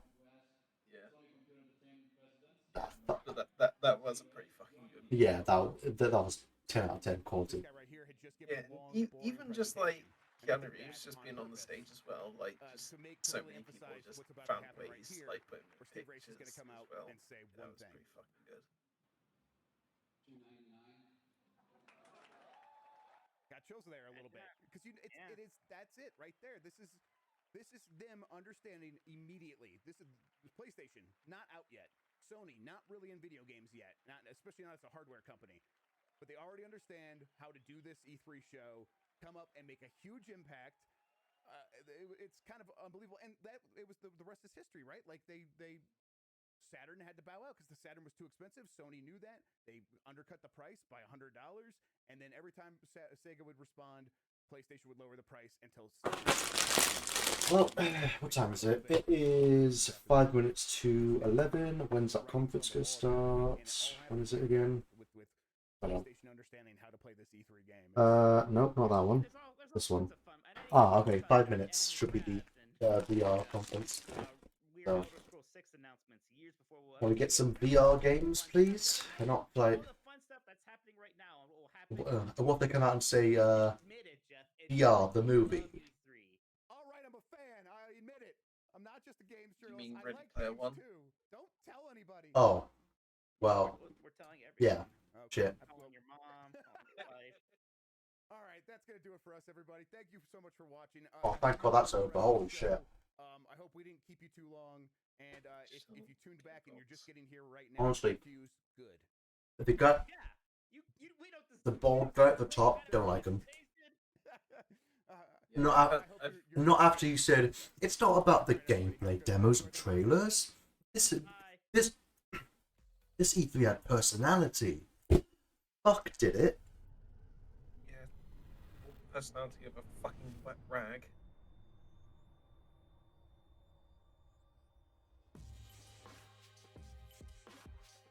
Oh my God, another interview.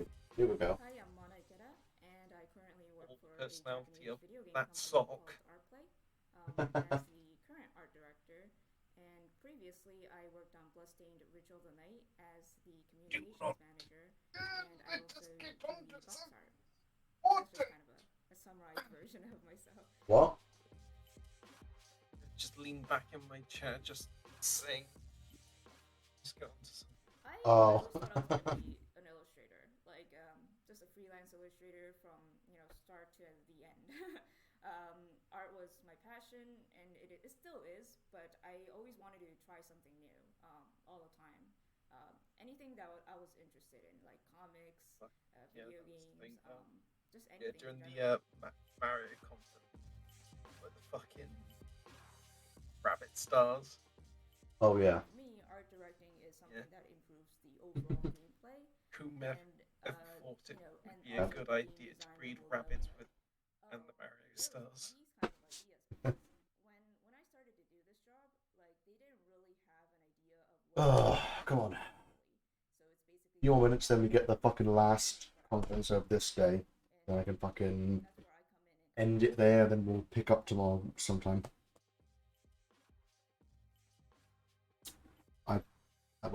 Tomorrow should be better. I mean, it's Xbox and Bethesda first off, so that should be decent. I just want to see some fucking Halo, man. Fucking, I'm like Halo starved at this point.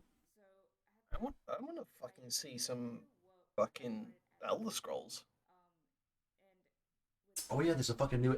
Yeah, it was because Bethesda released that trailer like ages ago, wasn't it? It was just like a little teaser of the next game, wasn't it? Yeah. And then that was it. Then they've been quiet ever since. Yeah, I actually want to know like where it's gonna where I it's mean, gonna take place.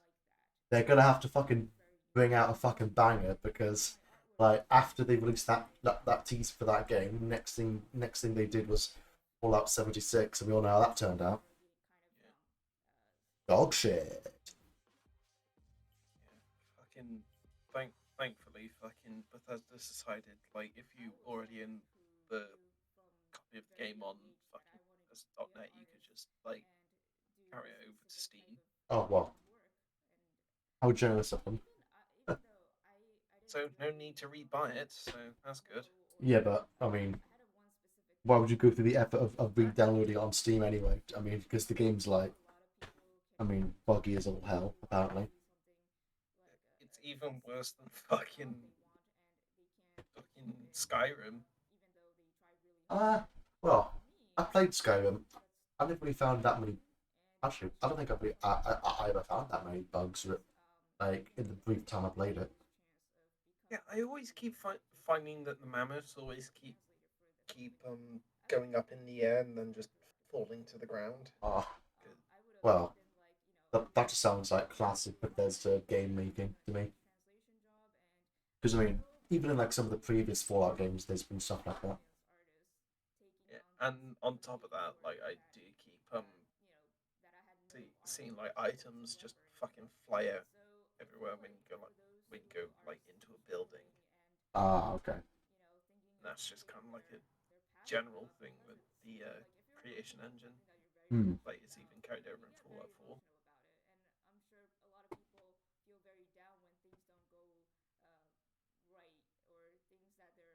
God, come on.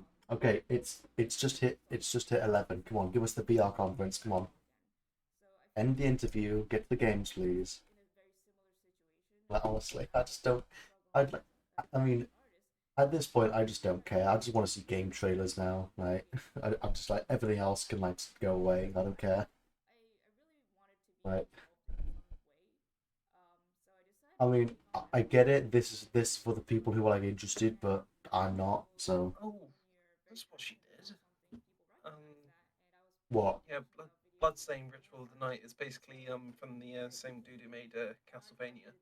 Ah, okay. Well, that's kind of interesting then. So she was the one who did the art for the game. Ah, that's cool then. Is this the last thing? Yeah, it's the last thing. Oh, is it? Oh. Switch back. Turn Great up. stuff there. Of course, remember, video games are so much more than just making them and having that kind of thing. You could do anything and be involved in video games. And so if you have the passion, the drive, the determination, you can make your dreams come true and have some kind of job in the video game industry. Also, of course, before that, there was a Jeff Grubb Games Beat thing. I was told behind the scenes that it didn't play, that it was a joke. Jeff Grubb is not a terrible person. He's just extremely old and shouldn't be listening. Did you see when fucking like Alex was announced? Yeah. Yeah. Fucking the Valve Index was just completely sold out. I mean, with good reason, because how many years was it since the last Half-Life game? Like many years. So no shit, it's sold out. Was it 2007? I think it was 2000. Hold on, I can tell you right now. Hold on. I can tell you right now. Let me get this up. The last Half-Life game came out in 2007. So October 10th, 2007. Was it? Oh, wait. I just opened Steam. I don't know why. Why did I open Steam? Because that's not going to tell me. I don't know why I opened Steam, because that's not going to do much. Oh, better. Remember the tabs. There we go. And fucking Greg Miller, piss off now. Come on, give us the VR games. Come on. I don't give a shit about limited edition E3 clothing, because who the fuck's gonna wear that out? Like, you know, like, yeah. Oh, did you see Alex today? Oh, he's got that limited edition E3 jacket. Oh, I'm so jealous. Like, honestly, man, like I just don't care. That's kind of funny, to be Oh, honest. it's another fucking interview. Magazine. Thank you so much for joining us today for a panel discussion with The fucking views have gone down to 6,000, 60,000 now. Fucking hell, 19,000 on YouTube.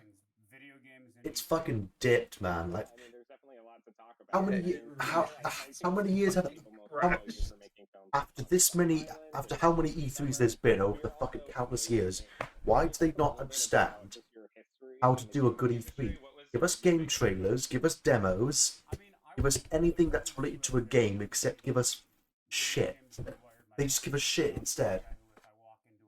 Like, yes, I mean, interviews are cool if they're talking about the game, but it's like, most of the time they're just boring, and it's just like, oh, just give me a trailer, it'd just be so much better. Oh well, whatever. Metal Gear Solid, you're working on a live action. Sorry about that, Apex. My Oh, what happened there? Your mic has just dipped in quality. Yeah, that's because my power cable got knocked, and I am currently talking through my phone as I restart the computer. Well, I'll tell you what. Surprisingly, your phone's got better voice quality. And then your mic. How is that? How is your mic worse than your phone? What kind of mic do you have? Some shit I got off Amazon. Yeah. Well, you need a Although you need a fucking refund. Yeah, hold on. There's an adapter that for my phone that I can make it worse. Alright. Yeah, I forgot where I fucking put it. Modern anime and thus most Japanese things that we love. You know, it really is wild what Gundam was doing on television in an animated I format. can't remember at all where I fucking put it. Complexity and the weight of the stories they were telling, and so. Yeah, I think my Game Boy's in one of these drawers. Damn. You know, those are only the kind of nerd properties that Yep. are even announced. There's other games. I legit still have my fucking that I'm working on. Game Boy, like, from fucking God knows how long ago. Be a part of these things and to help rewrite the narrative. Probably gonna need like fucking recharging or some shit, but Yeah. damn. And how they properly get translated, and how you take a filmmaker who understands the core of what these were, as you go through the process of translating the active experience of playing a game, in which you Yeah, I'm gonna stop searching for it. Can't be asked. Yeah. the passive experience of watching a film. And so those aren't one-to-one translations, and so I think you really need to understand when playing a game what it elicits from you, why it makes you feel certain ways, what the tone that it evokes is, you know, what those real idiosyncrasies that kind of make up each game is, and how you then translate those things to the passive experience of watching a film. And so it's, you know, it's just something I've been obsessed with for a long time, and I feel very fortunate to be able to be a part of these projects. In terms of Metal Gear Solid, you know, I've documented all of your tweets about the long My God. of adapting this movie. I mean, My God. Are they still doing the interviews? Yeah, I'm just like browsing through Twitter on my phone for now until it fucking goes to the next thing. Same year, same month, basically as Ocarina of Time. And so on a PlayStation and Nintendo level, you have The PC's booting up now, so that's the thing. Going to set the groundwork moving forward for the template of how we transition into not just 2D to 3D. Hey, did you know the Nintendo Labo actually had a VR kit? So yes, not all, it's very I did not know that. cinematic this is. Yeah. You're dealing with these characters that are walking and talking, Learn something new every day. and they all represent Big Park.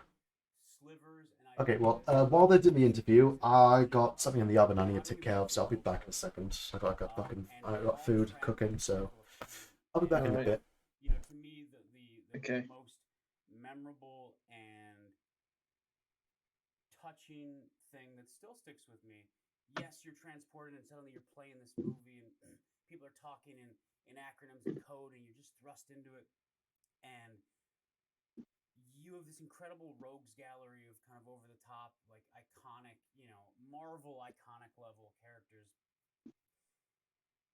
But the feeling when you kill Sniper Wolf, or when you kill a lot of bosses in that game, that up until that point in gaming, killing a boss was always viewed as a victory. And that was like, hell yeah, I'm past it. And instead, you're met with this moment of somberness and regret and incredibly meaningful, and hit me at that exact moment in my life where like there can never be another release of a game or something that hit me at that those teenage years when I was just fully ready to just be consumed by it and transported. So now, sort of in the timeline for you, are you moving towards the live-action Gundam movie now, or are you doing Metal Gear Solid first? You know, I'm waiting for the next thing to be greenlit, and you know, whichever one that is, like I don't control when the studios choose which movie they're making when, and so I love both these things to death. You know, I have other movies and other things that aren't IP based that I also can't wait to go and make sort of a smaller $30 million thing where I'm just going buck wild. But yeah, call up the studio and ask which green light's going to happen first. Sounds like a plan. And I know a lot of the details, like, you know, for both of these projects are kind of under lock and key. I was curious if there is anything you can sort of tease about your approach to Gundam, especially because the mythology is so vast. It feels like you could kind of drop a pin anywhere and kind of start there. I mean, Gundam is such a fascinating thing. Similar and dissimilar from the challenge of Metal Gear, because Gundam also is a story that they've been telling for 42 years in the Universal Century timeline.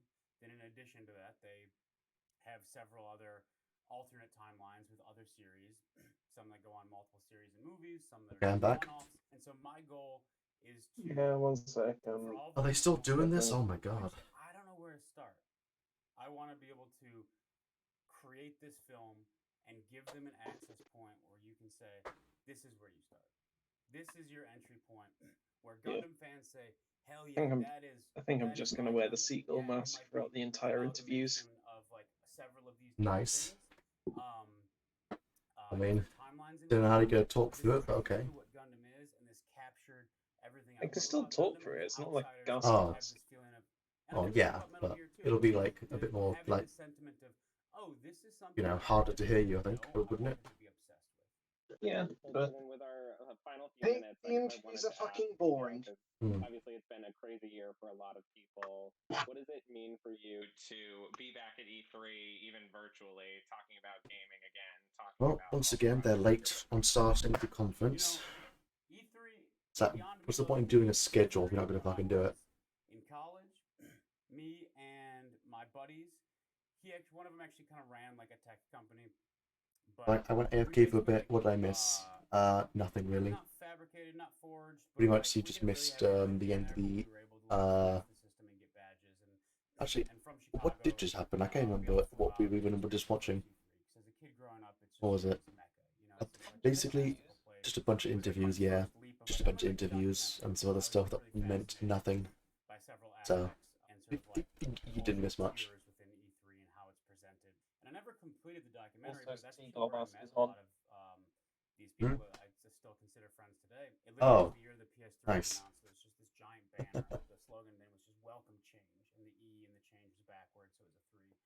E3 actually was this really pivotal, changing moment in my life where I was in Chicago. Can you see out of that? And I came out to LA, and I Like, remember being at decent? LAX, and I remember being Well, yeah, but like, well, Convention Center, yeah, can you see well out of it? moving to LA.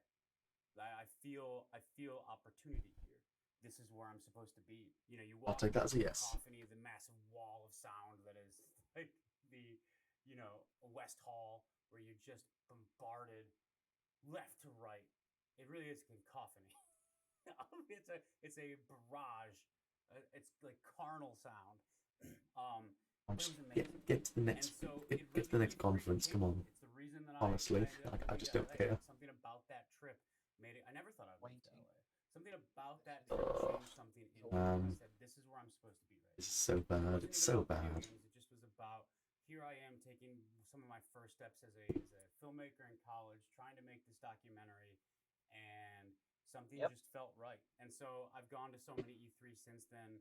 My friendships and relationships, as I said, I'm fortunate for them to have only grown in the game world and to be collaborating not only with developers on commercial campaigns, but also with their IPs. And so to be able to be back in even this small way, you know, I think we're all struggling with how we reintegrate into the world right now, and what that means. We've all this is great. We're at home. We're all homebodies. I want to check. I think it was 6 p.m. tomorrow.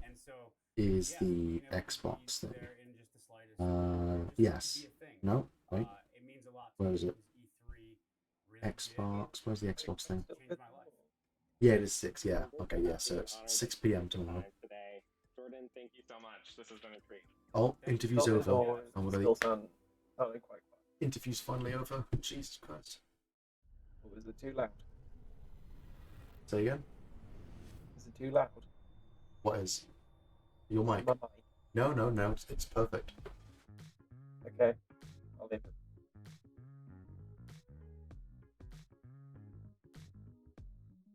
Okay, I'll be...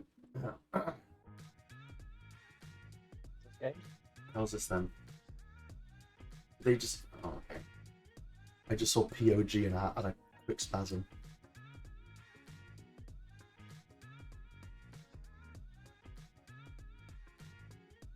Did they really do it as Pog? Really? Really? People of gaming, Pog. Oh, I hate it. I hate it so much. That's so cursed. That's so cursed. Lots of special guests who are going to help us raise money for Able Gamers. So join us in June for Oh, it's so bad. on GameSpot.com, YouTube.com/GameSpot, Twitch.tv/GameSpot. Okay, come on, come on. Give us games, come on. VR games.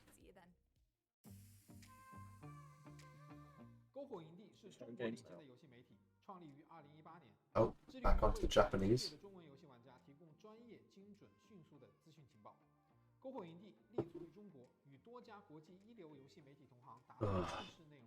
Oh, give us some games, please. Come on, anything.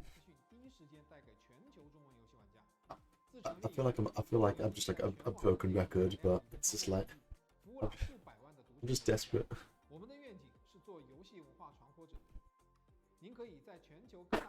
Oh dear.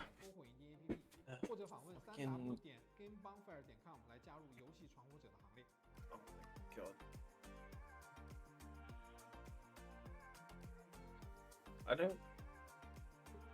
Game bonfire. I don't know what that is.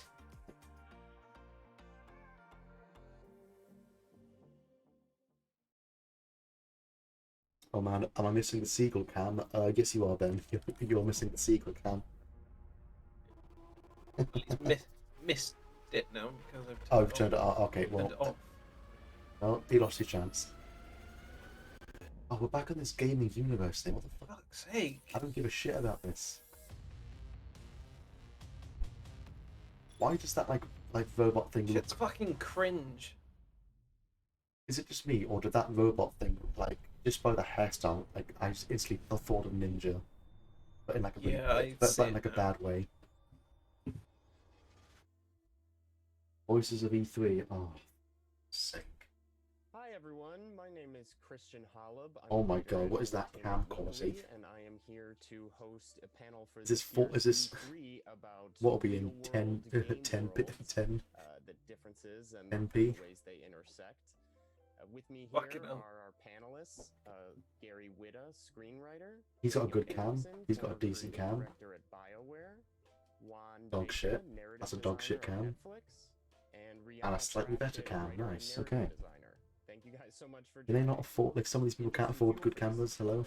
Convo, and I just wanted to start out with a big basic question, which is like, how important would you say is it for video games to reflect real world events and movements? A lot has happened in the real world over the past year. I think we can all agree. My sense is that, it was all about escapism, but yeah, how would you guys kind of generally talk about the importance of making games that reflect aspects of the real world, especially as our real world is changing so much?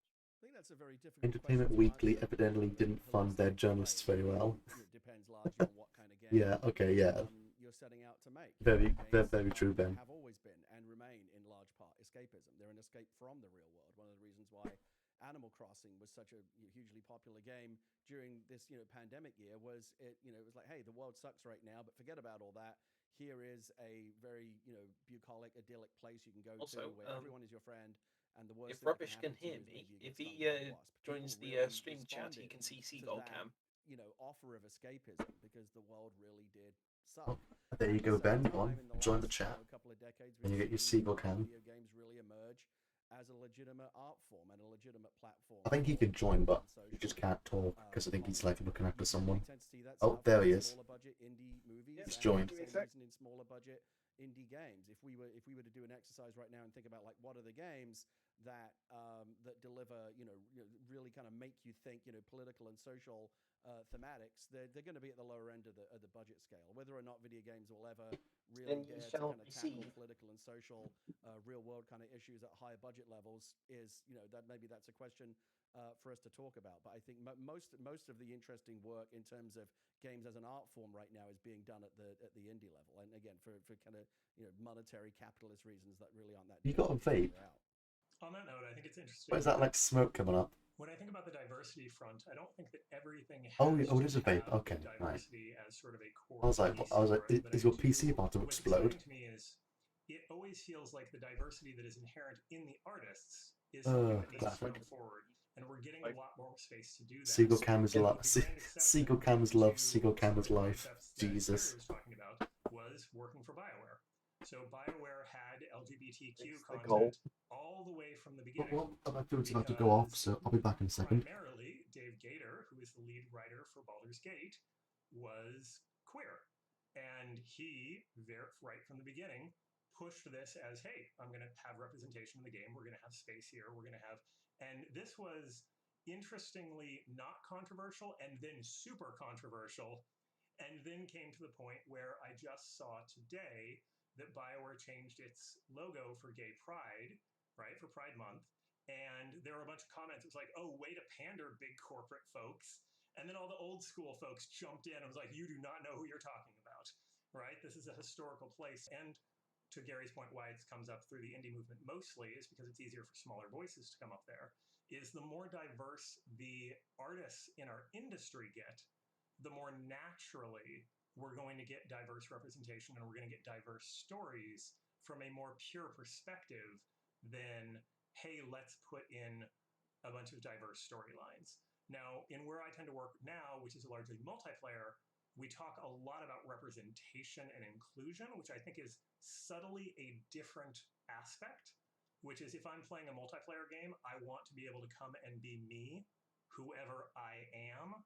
But I think that's a different space than artistically representing the experience of a diverse group of people. I also think from a writer's perspective, from a creative perspective, you know, we're drawn to diversity in all forms because we want to explore the path less traveled. We don't want to tell the same stories over and again. We want to find the new experiences. We want to take audiences on new and different journeys. So I think writers and other narrative people are often push for that because it's just more interesting to get your teeth into. I think, once the stories reflect what's actually happening in the real world, people will see themselves like through their favorite medium. And I think that's what really builds a connection and what gets people like really involved and interested and, hooked. It doesn't necessarily have to be in their stories. It can be in, diverse stories. It can be in like Rihanna said, like new things to them. But I think it's actually, I personally think it's important to, advocate for who tells the story, and, when you have a diverse pool of candidates telling stories, you're going to have diverse stories, that have a lot of coverage and it doesn't feel like it's being shoehorned in. Do you think that kind of stuff is changing for the better in terms of people of diverse backgrounds and stuff kind of able to get to the point where they're making games, not just kind of the types of small indie games that Gary was talking about, but, getting positions at bigger companies and hopefully not feeling, alienated or pushed out? I think we definitely see a movement. I think, there's definitely a lot of talent that's allowing people to tell their own stories, right? Make their own Twine games or make their own indie games or demos or vertical slices that gives them that visibility to then, jumpstart and, onto their next platform and their next bigger thing. And Back. then I have we returned. also connect and we try to uplift each other. I know that there are things like Bunch of Latinx fucking in Gaming, snowflake which is a nonprofit bullshit. that I helped co-found specifically. Oh, okay. Well, it's a good thing I went then. Partnering with other places like Like the fucking. Oh my god! Like, and looking into other initiatives. give us the fucking VR game. Like VR games. Come on. That's what I'm waiting for. Break into this field. I don't want to hear about fucking Yeah, I just want to add gender something to that. I squids. think this whole conversation. We've been Oh, talking that about sounds aspects, fun. but they're all really part of the same conversation. We're talking Also, about apparently, do games Latino or people can like games hate the accurately, phrase Latinx, reflect the real which world. is kind We're of also thing talking like about that's being pushed. video game developers and publishers so it's have diverse Like, is this like?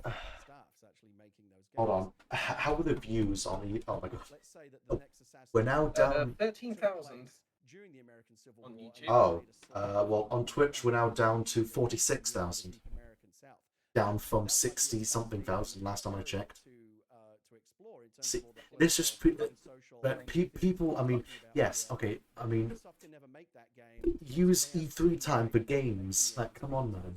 In a way that is authentic. Like If you want to do like all this like political stuff, like gamers don't, you know, don't. Yeah, we literally don't care about that shit. We just want to put boot to face, bullet to mouth, and just fucking have Okay, fun. well, I will say, I don't mind politics in games, but as long as they're not like forced in your Reflective face. of outright, like, Well, outside. yeah, I mean, as long as they're not like, you know, like, if it's like, well, have you played like a game like Fallout?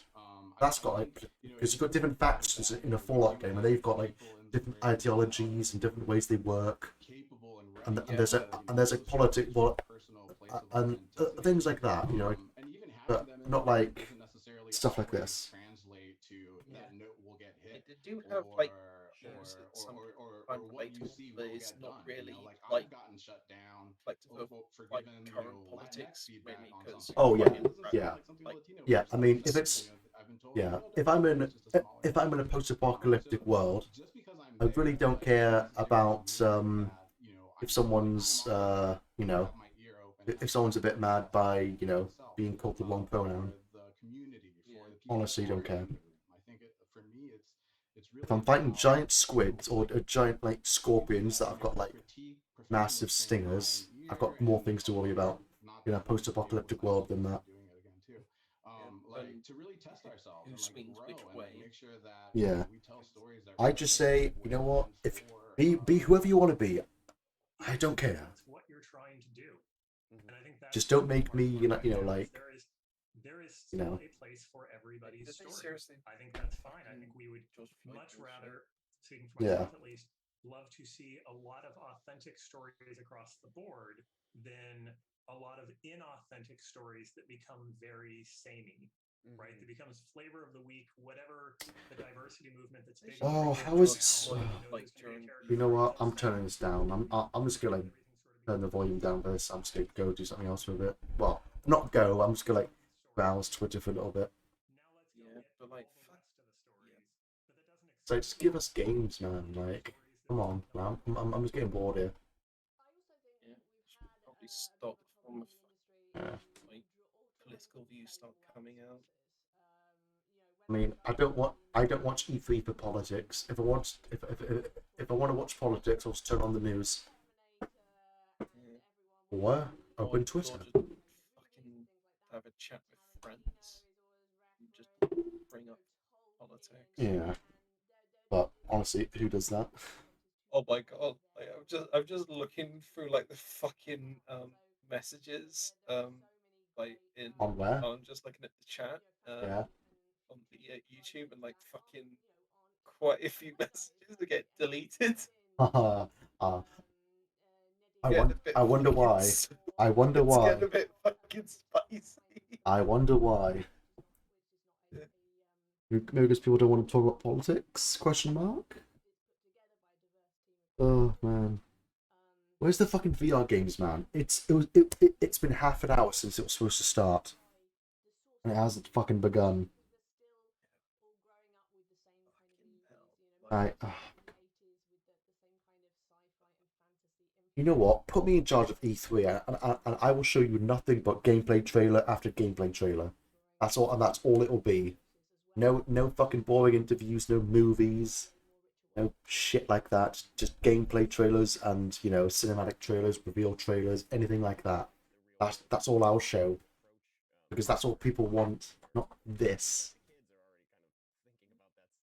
Also, fucking views are steadily dropping. I've noticed that. We're down to 44 now. I don't know what it was before, but we're now down to 44 on Twitch. 40. Well, not 44 views. 44,000. I was about to say that was Yeah, I was gonna. big lurch. I know. If it had been like 44 views itself, that would have been oof. Yeah, fucking 12,000. Honestly, I kind of want to undo full screen on the stream and then see what Twitch chat's doing. But I know I'm going to see like some N words pop up, so I don't want to. People are just gonna be like, Okay, I'll go through the chat for you if you want. yeah, you're more than welcome to. I just don't want to get my I don't want to see I don't want to get my stream taken down. That's all.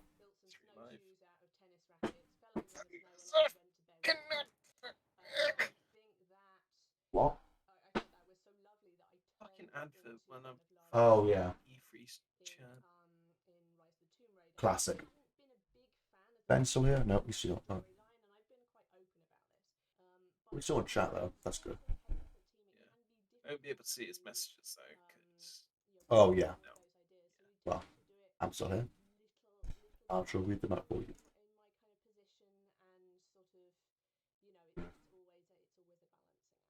Like, come on, how much more this is it going to be? Everyone's just saying skip. Wait, what? Hold on. Wait, okay, they're alright. saying skip. I gotta see this. That. Are they? Oh yeah, they are. Oh my god, they are. I see it. Oh yeah, and they're all fucking messages deleted by moderators. I'm seeing that. Ooh, this is spicy. Diversity is POG, and I think, and if you don't think so, you're sad, champ. Oh, someone's just put, and my takeaway from this E3 is that the games industry is dead. I can fucking see why. Yeah, the fucking game industry is Skip. Just show the game. Just show the game. Wear the game. Skip. Everyone's just saying, "Oh my god, it's finally over." Okay, thank God. Okay, I'm switching back. What fucking close captions? Hard to talk about. Taking a hard look at yourself can be really difficult. Wait, Looking in the mirror. we're talking about mental health now? But do not be afraid to identify your weaknesses, address your trauma, and do self-work. It can be a painful journey to take on, but you are not alone. We all have our struggles, and there's hope out there. We got together some experts for an informational and candid discussion. Okay, I'm turning the volume back down again. Work that still needs to be done. Oh my god! Like honestly, we're down to 42,000 now, so we've lost about 3,000, I think. No, 2,000 people. Still at 12,000 on YouTube. Honestly, you know what? I'm just half tempted just to fucking just end the stream and just wait for the trailers to come out themselves. No, oh, everyone's like, God damn it, no. Oh, OMG, no more podcast. I'm glad everyone here agrees. Waste of time. Skip. Need to Sarkeesian. Oh fuck this! I'm Oh out. no, I'm sorry. No, Yeah, I'm sorry. Out. No, I've reached my I'm limit. sorry. No. No, I'm sorry. Okay. Pausing the stream. I'm pausing the stream. I'm sorry. I've literally closed YouTube and Twitch. Like, just fucking no. I'm pausing the stream. I just don't care at this point. Yeah, I don't fucking give a shit about any of that. Yeah, sorry guys if you're watching. I just don't want to stream with anything that's got her in it. I'm sorry. Yeah, she is just a horrible fucking person. We want games, not this bullshit. Skip. E3 dead. Boring. Block. Looking forward to Xbox and Capcom. Honestly, man, day one of E3 has been garbage so far. Yeah, the fucking Game Awards yesterday, like that was all right, but like there was actually some shit to look forward to, but like day one of E3 is fucking awful. Like, honestly. Guys, look at the schedule. Games are over for the day. What do you mean games over? There's still the fucking VR thing. Fucking not be. No, where's the fucking 11 p.m. today? VR upload VR showcase. Where the fuck is the VR? I haven't seen a single VR. Oh, I just saw someone type in Chinese saying free to bet, then just got deleted. Nice. Sick. Yeah, should I just fucking troll it and just like fucking like say Well- free Hong Kong and shit like that? Well, have fun getting banned then.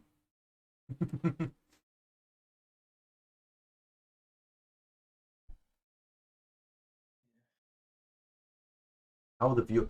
I am literally watching the views die real time. We're down to 41,000. Yeah, Oh my god, I should probably fucking like go back on YouTube. Yeah, go to YouTube, see how many views are on there. Okay, actually, no. You know what? I'll turn the stream back on. Hold on. I'll show the stream. I'm going to keep muted, but I'm going to show... I just want to show the chat, just because that'll be funny.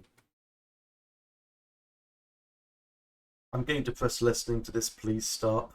No, not y'all. This is important. No, y'all. This is important. Is it important? If it's got 7,000. If it's got 7,000, Jesus. Skip. Honestly, this has been the worst. Oh my god.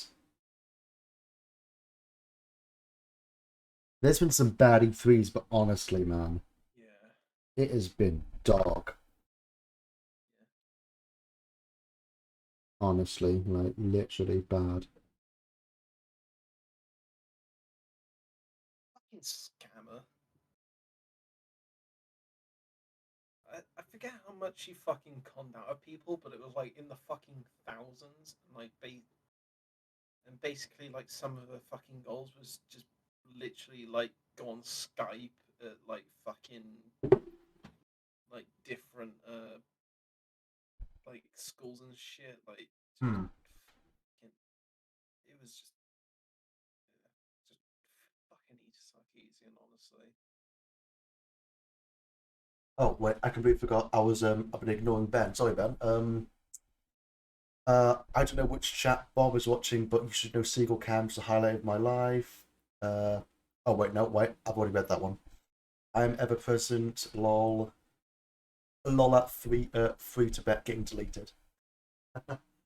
Oh wait, someone's just put Tenement Square. Hold on, I'm gonna watch that one. See that gets deleted.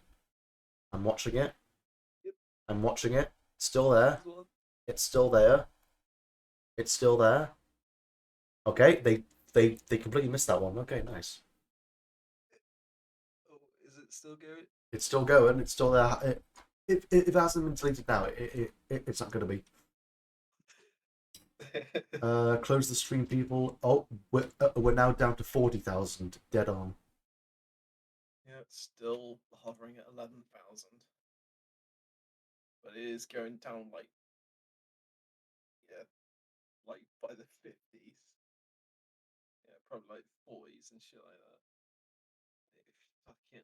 Someone just put E3, E3, and then dash emotional, spelling emotional E3 in it. Nice. Any juice? Fuck, I don't know what the hell that's supposed to mean. What else is there? I'll go cry about it. I want to see some games. Oh. E3 boycott. This is so bad. You know what? I'm glad I'm not the only one who's like saying this is bad. This is absolute ass. I get my message deleted. But this fucking sucks. Oh, someone just put Anita and all this just makes my mental health worse. True, that's true. Honestly, why the fuck is she here? She doesn't even play video games. She just gets people to. She just pays people for gameplay. And fucking whines about it either. Just fucking need to Sarkeesians. Like fucking drop out of the world. Wow, China-loving mods not on the belt, not on the ball today, said Ben. Yeah, clearly. Stop complaining about showing games and show some respect, kids. I mean, I'm not saying people are okay. Well, I mean, I'm not saying, you know, like people mental health that should be talked about. I'm just saying, is E3 the best place to do it? I mean, like, really? Oh, and we're now down to 39,000.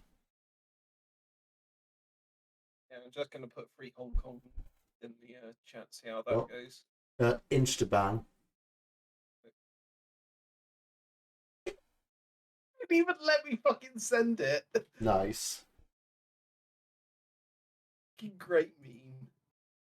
How is this still going on? No, I can't fucking speed type that shit. Yeah, I'm just watching the fucking Twitch viewership just drop like every now and then. Every now and then it updates how many people are watching, and it's just dropping. 11,500. It's just 11.5. Fucking hell. We're like nearly there. We've nearly hit 38,000. We're like halfway there. Actually, no less. 11,300. Nice, Pog. Show us VR. Oh no, it's show us VR games, mobile games. I don't care at this point. I just don't want to watch a podcast. Exactly. Why is E3 a podcast now? There's been more podcasts than games, I think. Show us Nintendo games already? No, well, no. And Nintendo's not until a couple of days, I think. Where's the skip button? Someone's just put Mexico for no reason. How many mods even are there? I want to check. Oh my god. Okay, actually, there's like fuck all mods. Never mind.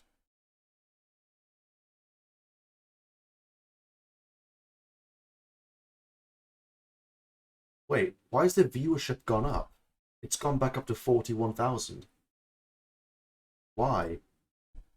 Why has that happened? They're probably trying to check in for the fucking VR shit, so it must be. Oh, could be. Yeah, it could be. I swear to fucking god, though.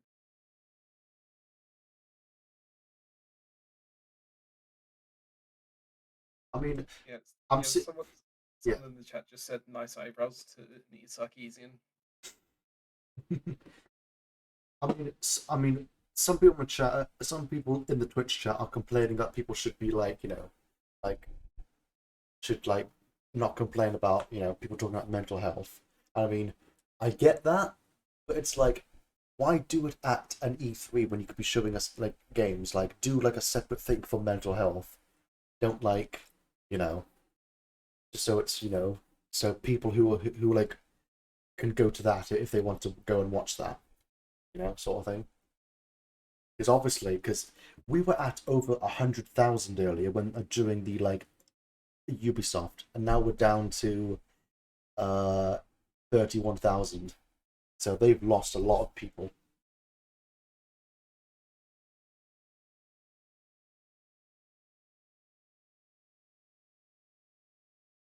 I'm gonna type in Tiananmen Square in the YouTube chat. See what happens. Good luck.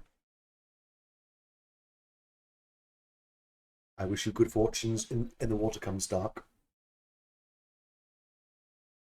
And I mean, just in case anyone's like gonna like bitch at me for like saying, oh, like,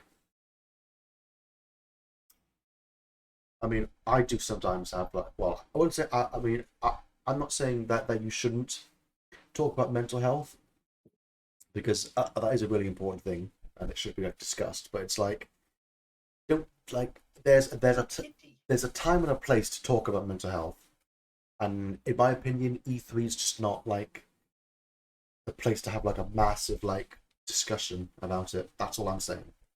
I'm not saying it's not important. I'm just saying it's not, in my own opinion, it's just not the place to do it at. That's all. What anyone tries to come up cancel me for some reason.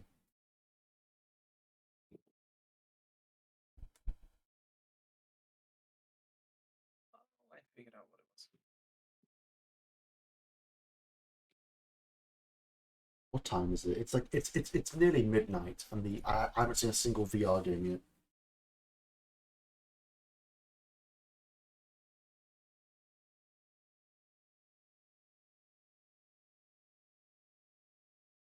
God, just put me on my missing. Actually, you know what?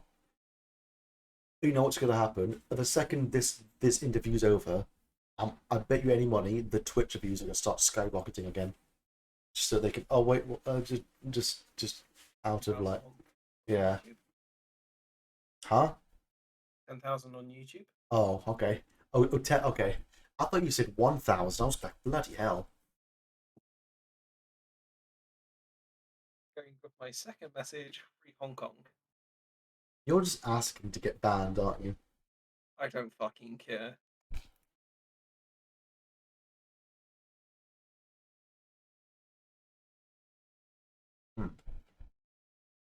Well, it's a good thing I got a pizza, so I'm watching all this shit happen and eating, so I'm fine.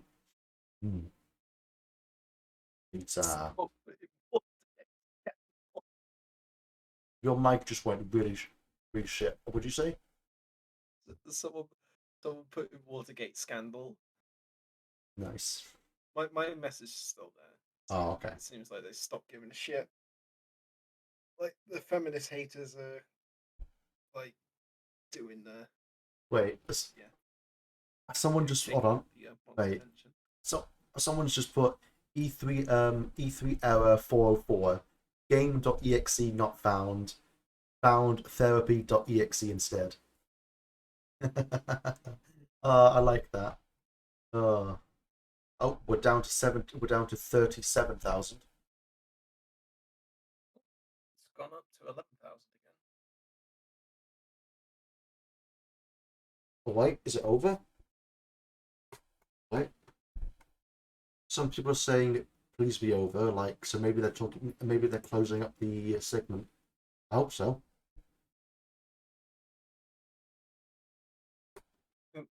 Who even is Anita bad? Fucking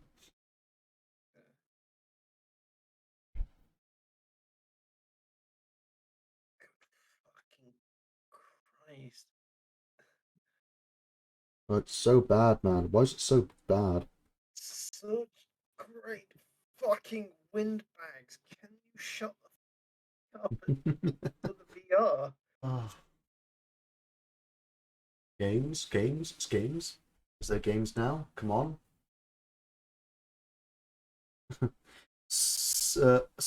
Somebody, I just look at my Twitter feed and the someone I follow on Twitter just said the only E3 day that counts is tomorrow, right? Yes. Judging by how this day one has been, yes. Oh. Rubbish just put. Oh, Rubbish, what have you done? Hashtag justice for Apex, hashtag... Okay. Oh, games? Is it games now? Right, turn the volume back on. I think we are doing better of having the conversation that it's all right not to be all right and talk to people. Yeah, I mean, life is hard. We all face our own struggles. I think the big thing I took away from that panel is that we can have conversations about this. It's okay to reach out to someone. It's okay to be like, hey, I need help. I'm having a really tough day. I'm in my own head. I'm overthinking stuff. I do it a lot. So I think we can all relate to that. But as you were saying, you know, don't be afraid to reach out for help. And no, we're all going through it. And I'm sure Golden Boy, you can attest to that as well. Yeah, I mean, I've been working in esports for many years now. Oh, someone... Oh my god, I just saw Ben's in the Twitch chat, and I just saw him put hashtag free Hong Kong multiple times. It isn't at all. Ben, you idiot. What are you doing? Fucking lad. I just see that pop up. We skipped the cutscene. Oh, that's a good one. Talk about this stuff. It is important to do so. It is good for Oh, you. Ben, I hate you. Reach out to loved ones, friends, family. The amazing It didn't get deleted. Nice. I think the mods have just given up at this point. Yeah. They've just like been like, you know what, we can't keep up. 100%, right? Take this.org, Anita's hotline, and findyourwords.org, a great toolbox for you to get help or help those in your life. But for now, let's move on. Why the fuck would I call Anita's hotline? Hello? There's 3 more days ahead of us. Of course, tomorrow will be day 2, and we are talking about a packed show. It's not it. 9:35 a.m. Pacific time with 24 Entertainment. Why are they showing us tomorrow's schedule then? Where the fuck are the VR games gone? They better fucking not have. Have they just fucked over the VR games? Hello? They better fucking not have. Well, this sounds like a closing segment to me. Unless they're showing us this and then they're gonna end it on the VR games. excited for. Gosh, that's so tough. For some reason, Starfield popped up in my head. I wonder why. Maybe it's a big Maybe deal. it was just a scenario around me, right? Like, I've watched that teaser trailer so much and have tried to come up with all of these ideas about what it's about, and like literally, it's just like God, I mean, thing and a bunch of colors, and I'm like, why am I reading? I've seen some bad E3s. This has just been like, oof. Yeah, This is worst day of all time. This has been AIDS. Well, okay, well, at least not the entirety of not the whole E3 because this is just day one. But in terms of like the first day of E3 coverage, AIDS so bad. Like, please kill it. Oh, someone else has just put Free Hong Kong multiple times.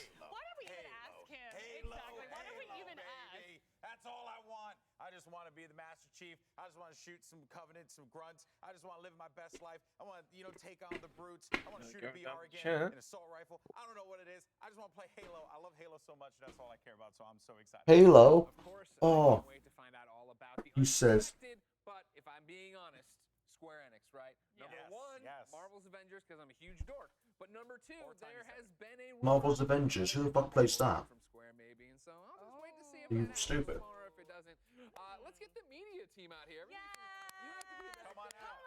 Michael from GameSpot, Dan from Nerdist. Swear to God, if I see a need to come out, I'm gonna quit.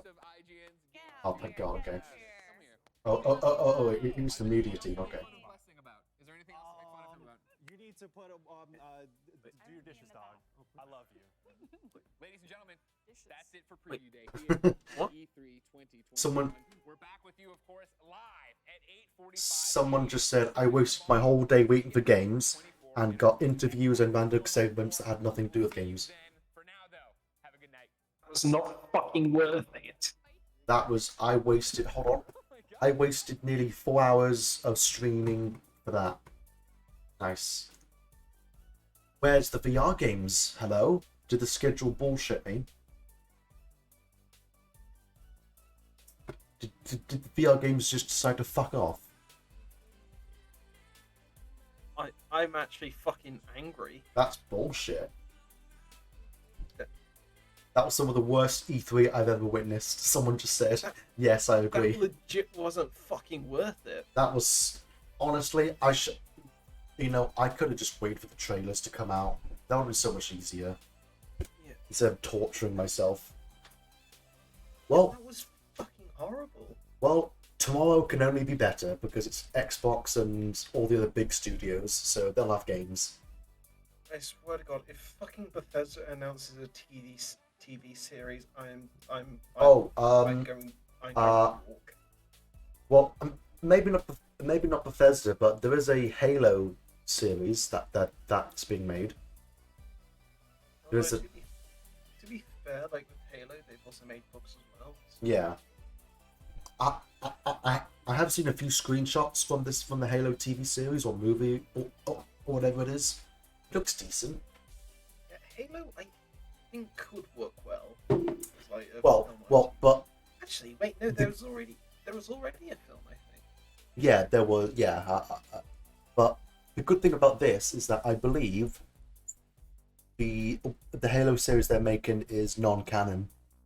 So no matter how bad it is, it doesn't matter. It's non-canon, so that's good. Okay, well, if that's the end of it, gotta love it when schedules aren't true. Because I was expecting some VR games, but oh well. I guess the schedule lied.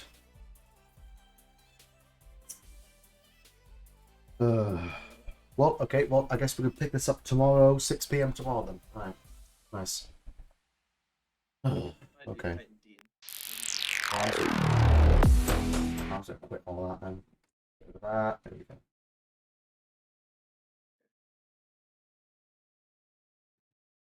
Yeah, okay. Yeah, that was not worth it at all. Literally not worth it whatsoever. Honestly. Thoughts, Rubbish? Rubbish have any thoughts on? I think I don't know. He's in chat, so he's probably typing. probably.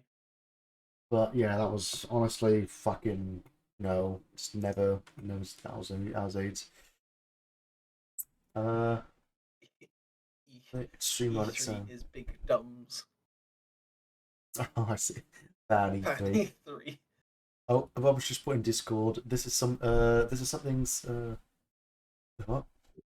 This is someone asked why Devolver wasn't streamed. It looks like the two events were missed. What? It looks like it. Hold on. It looks like it was streamed separately. It looks like the two events weren't. We missed worst. What? What? Why? What's the point of that then? What? So we missed the Devolver stream, and we missed the VR stream. Okay. Well. Okay. Some fucking bad optics on our part. I don't. Well, fucking. I was looking at the E3 schedule. It doesn't fucking say that on here. It says, yeah, E3 2021 schedule. I'm seeing VR and Devolver on this schedule. Didn't say anywhere about it being separate. You know what? I don't care. Don't care, honestly. Okay, well, for anyone watching, I'm going to end it here, and then we'll pick up tomorrow when the Xbox stuff begins, which will hopefully be a lot fucking better than this first day. Yeah, I think we'll have to keep switching streams back and forth, just to make sure we're aligned with the schedules then. Yeah. Make sure this doesn't happen again. Well, it should be 6 PM tomorrow, so I'll probably start a bit before that, but right, anyway. Yeah, so for now, I hope you guys got some enjoyment out of this. I know I fucking didn't, but at least you guys hopefully enjoyed me complaining about stuff, so that'll be fun. Complaining. Yeah, so hopefully you guys enjoyed that.